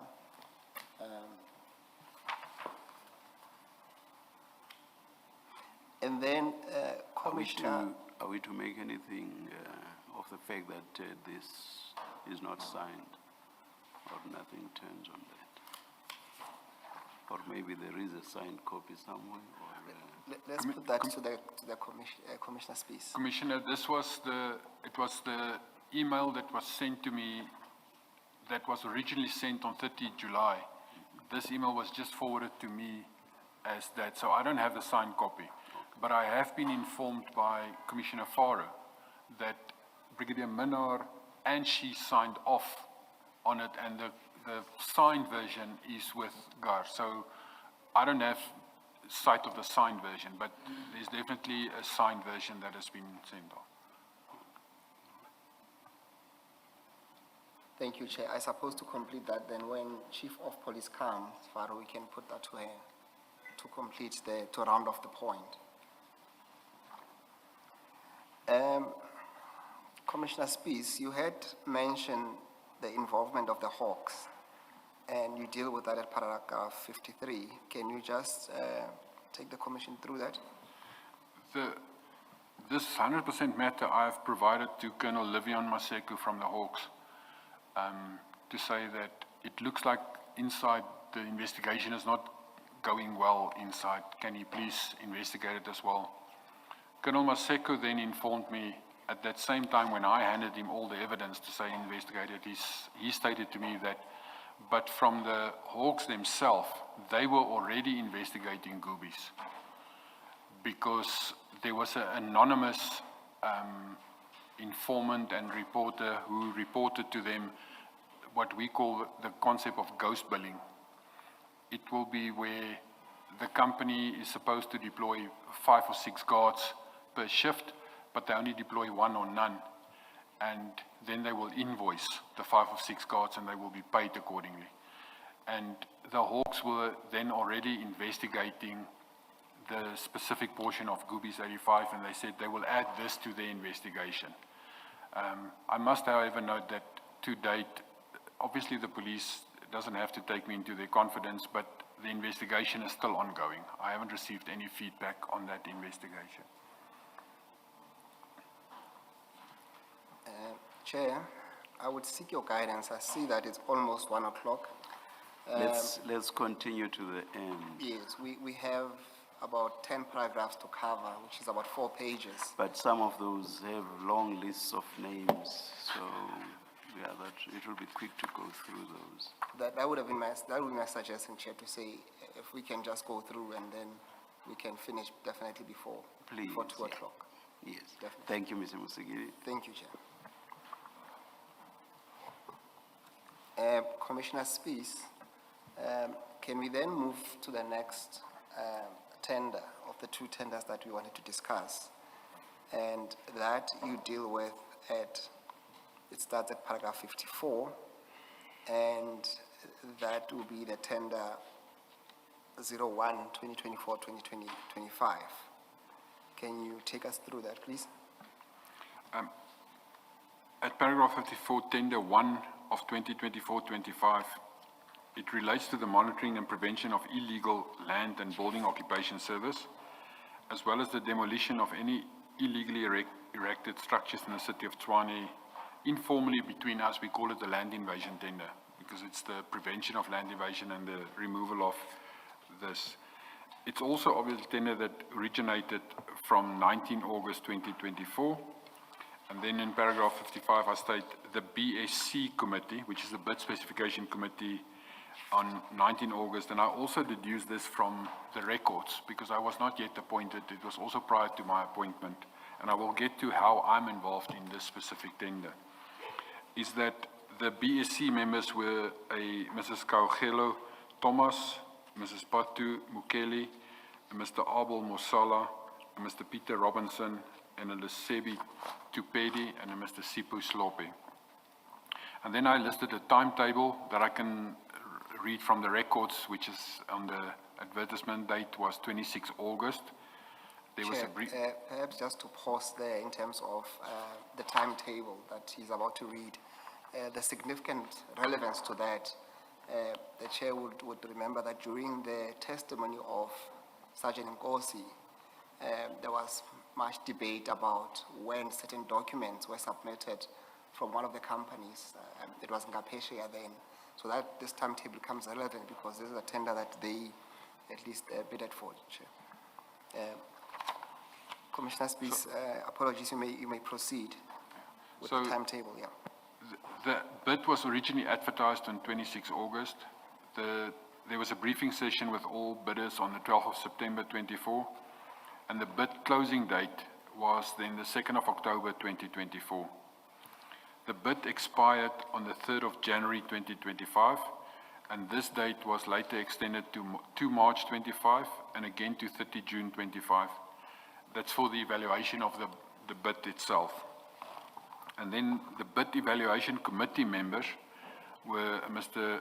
Victor Gopa, he's the Director for Performance Management, who was the chairperson of the BEC, Nsekang Sekani from Human Settlements Planner, Joe Mabunda, who's the Director, Brigadier in Tshwane Metro Police Department, Sipu Nkomo, who's a Director, Brigadier in Tshwane Metro Police Department, Obed Sandlane, who's the Human Settlements Planner, and Ephraim Selepe, Deputy Director at Buying Supply Chain Management. This tender was also during the process, was selected for probity, and after the probity recommendations were included, it was presented to the Bid Award Committee on 25 September 2025. And this committee then resolved and approved the tender on the 7th of October. The members of this Bid Award Committee on the 7th of October were Mr. Gareth Manisi as the Chief Financial Officer, he was the chairperson, Mr. Koena Nkoko, he's the Group Head from the Health Department, Mr. Terence Gute is the Director from Demand Management and Supply Chain, Mr. Gerald Chingange, he's the Group Head from Group Human Capital, Dr. Ndivo Lukwareni, he's the Group Head from Energy and Electricity, Mrs. Nontu Mamela, who is the Group Head from Human and Housing Settlement, Mr. Musa Kumalu, he's the Governance and Support Officer, and Mrs. Minki Motsio, who's the Divisional Head at Contract Management Legal. And then, based on this recommendation and approval from this committee, the following 8 companies were approved, and their actual award letters, as it's signed by the chairperson of the BAC and the city manager on the 9th of October, is attached at RS to 16.1 to 16.8, and this tender commenced on the 1st of November 2025. And then the companies mentioned there is El Shaddai Security Services, Gubi's 85 Solution, Ngepashaya Construction Projects, NIST Investments, Red Ant Security Relocation and Eviction Services, Two Cops in Security Services, Wimsayer Security and Protection Services, and X&G Security Services. And then this becomes why my involvement in this. I was appointed as the Acting Chief of Police for the period 22 December 25 to 14 January 26, because Commissioner Faru was on an annual leave. And then when she returned, she was ill, and it was extended then to the 16th of January. My acting letter as Chief of Police is attached as RS-217.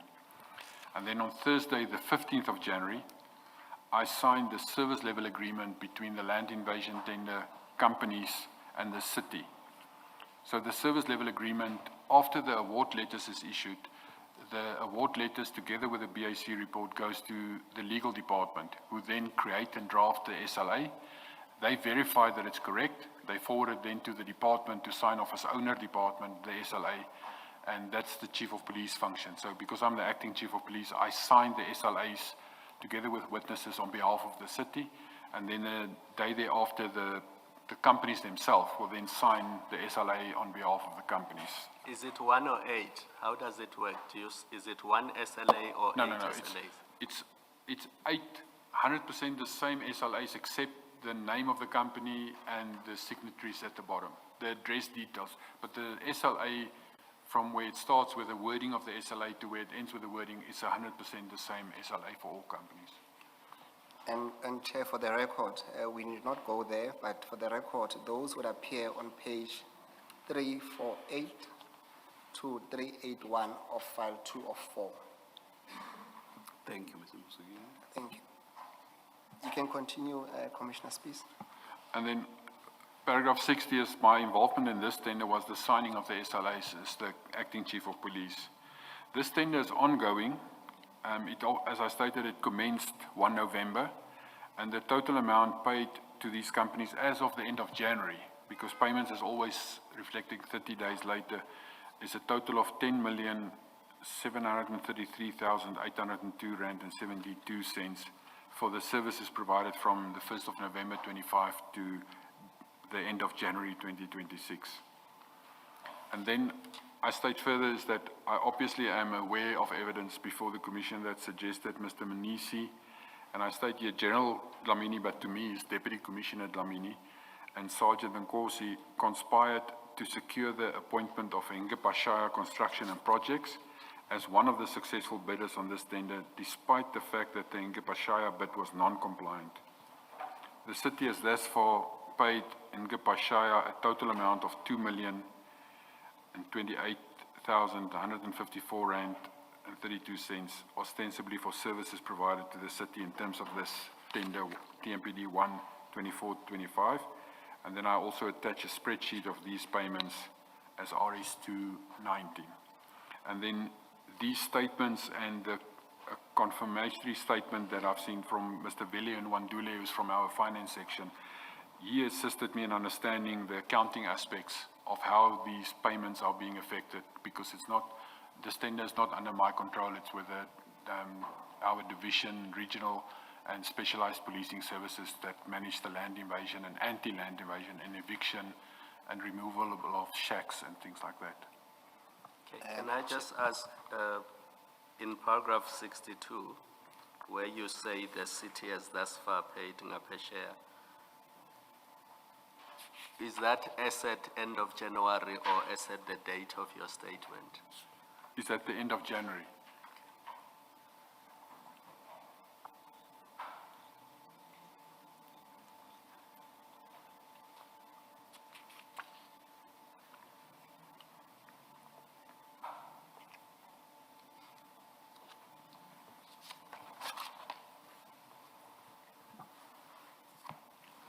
Perhaps just to round off that point,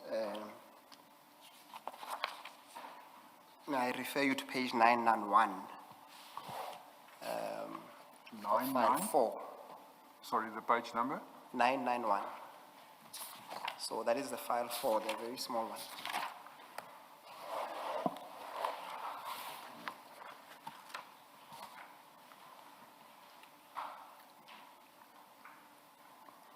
Correct, that's the purchase orders and the payments that was affected then from November to now,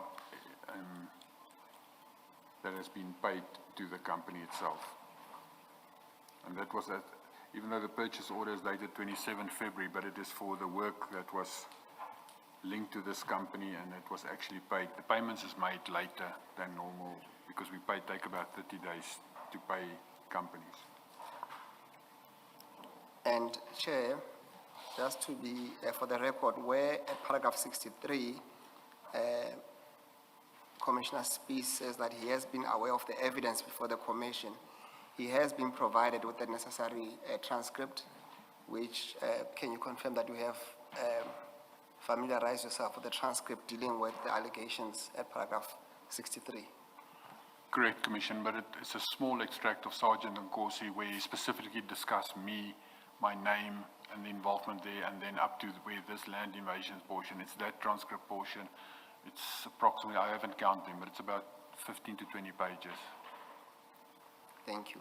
And then lastly, you did refer to Mr. Veli Mandule, who had assisted you, and you have indicated in your statement that we intend on filing at least a confirmatory statement to an extent that he assisted you in better understanding of the accounting aspect of this tender.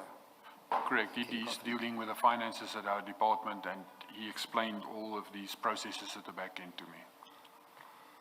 Yes.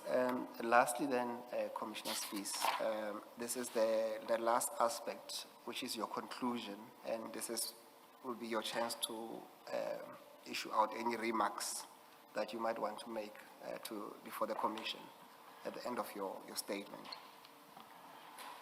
Maybe before you do that, that transcript, you say it is a small part of Sergeant Nkosi's evidence where it relates to you and Gapeshia. Okay, I just want to be sure. It also includes the discussion on Goobies.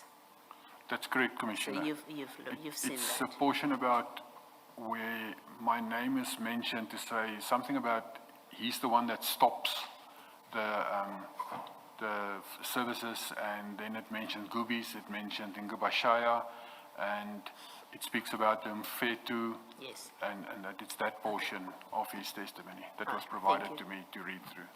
Thank you. Commissioner Baloyi, just for the record, that specific portion of the transcript is referred to, just for the marking, at page 998. This is file 44, page 998 to 1033, so it's a bit more than 30 pages or so, dealing with those allegations. Thank you. Commissioner Spies, I think I had invited you to make your closing remarks in line with your conclusion at paragraph 65. Commissioners, there's one part in my statement that I will read, but there's also another part that I want to add, is that I obviously submit this statement to highlight the institutional failures or the subversion of lawful authority that I experienced during my limited time at Tshwane Metro Police. My actions taken in my official capacity as acting chief and at those times as instructed by the chief were aimed at upholding the integrity of the department and addressing serious allegations of misconduct. But then I also further have to state that, and it's with genuine respect towards the commission, is that I testified as a whistleblower at the commission, and the victimization of whistleblowers, even in my new career, the way I'm being, and I don't want to put it openly as abuse, but it's the way I'm being addressed my nickname is, for instance, they will make jokes about it to say Madlanga Commission when I enter into a conversation or when I sit in a meeting. There's people that say that my presence threatened them and I'm taking notes and I will use it against future commissions, and that is that I would really ask the Commission if we can really look at something eventually in recommendations which look at how do we protect whistleblowers? How do we make it as easy as possible for genuine people who wants to upkeep the law, who wants to be honest? How can we protect them from coming out and divulge it? There's a lot of honest people that is too afraid to speak. And the few of us that do speak about it, we are properly victimized, and there's genuinely something that needs to be done to protect whistleblowers. It's my final just remarks. If I implore if that can be looked at, how do we protect people who wants to genuinely be honest and speak about this and get this scrounge out of the law enforcement completely?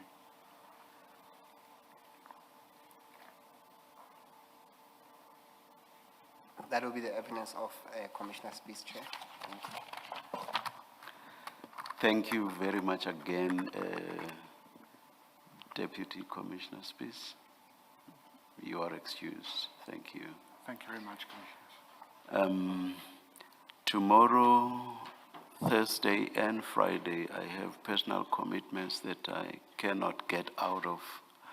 And then for the whole of next week, the Commission has resolved not to sit. So we will resume at 9:30 on the 7th, on the 7th of April 2026. Let us adjourn.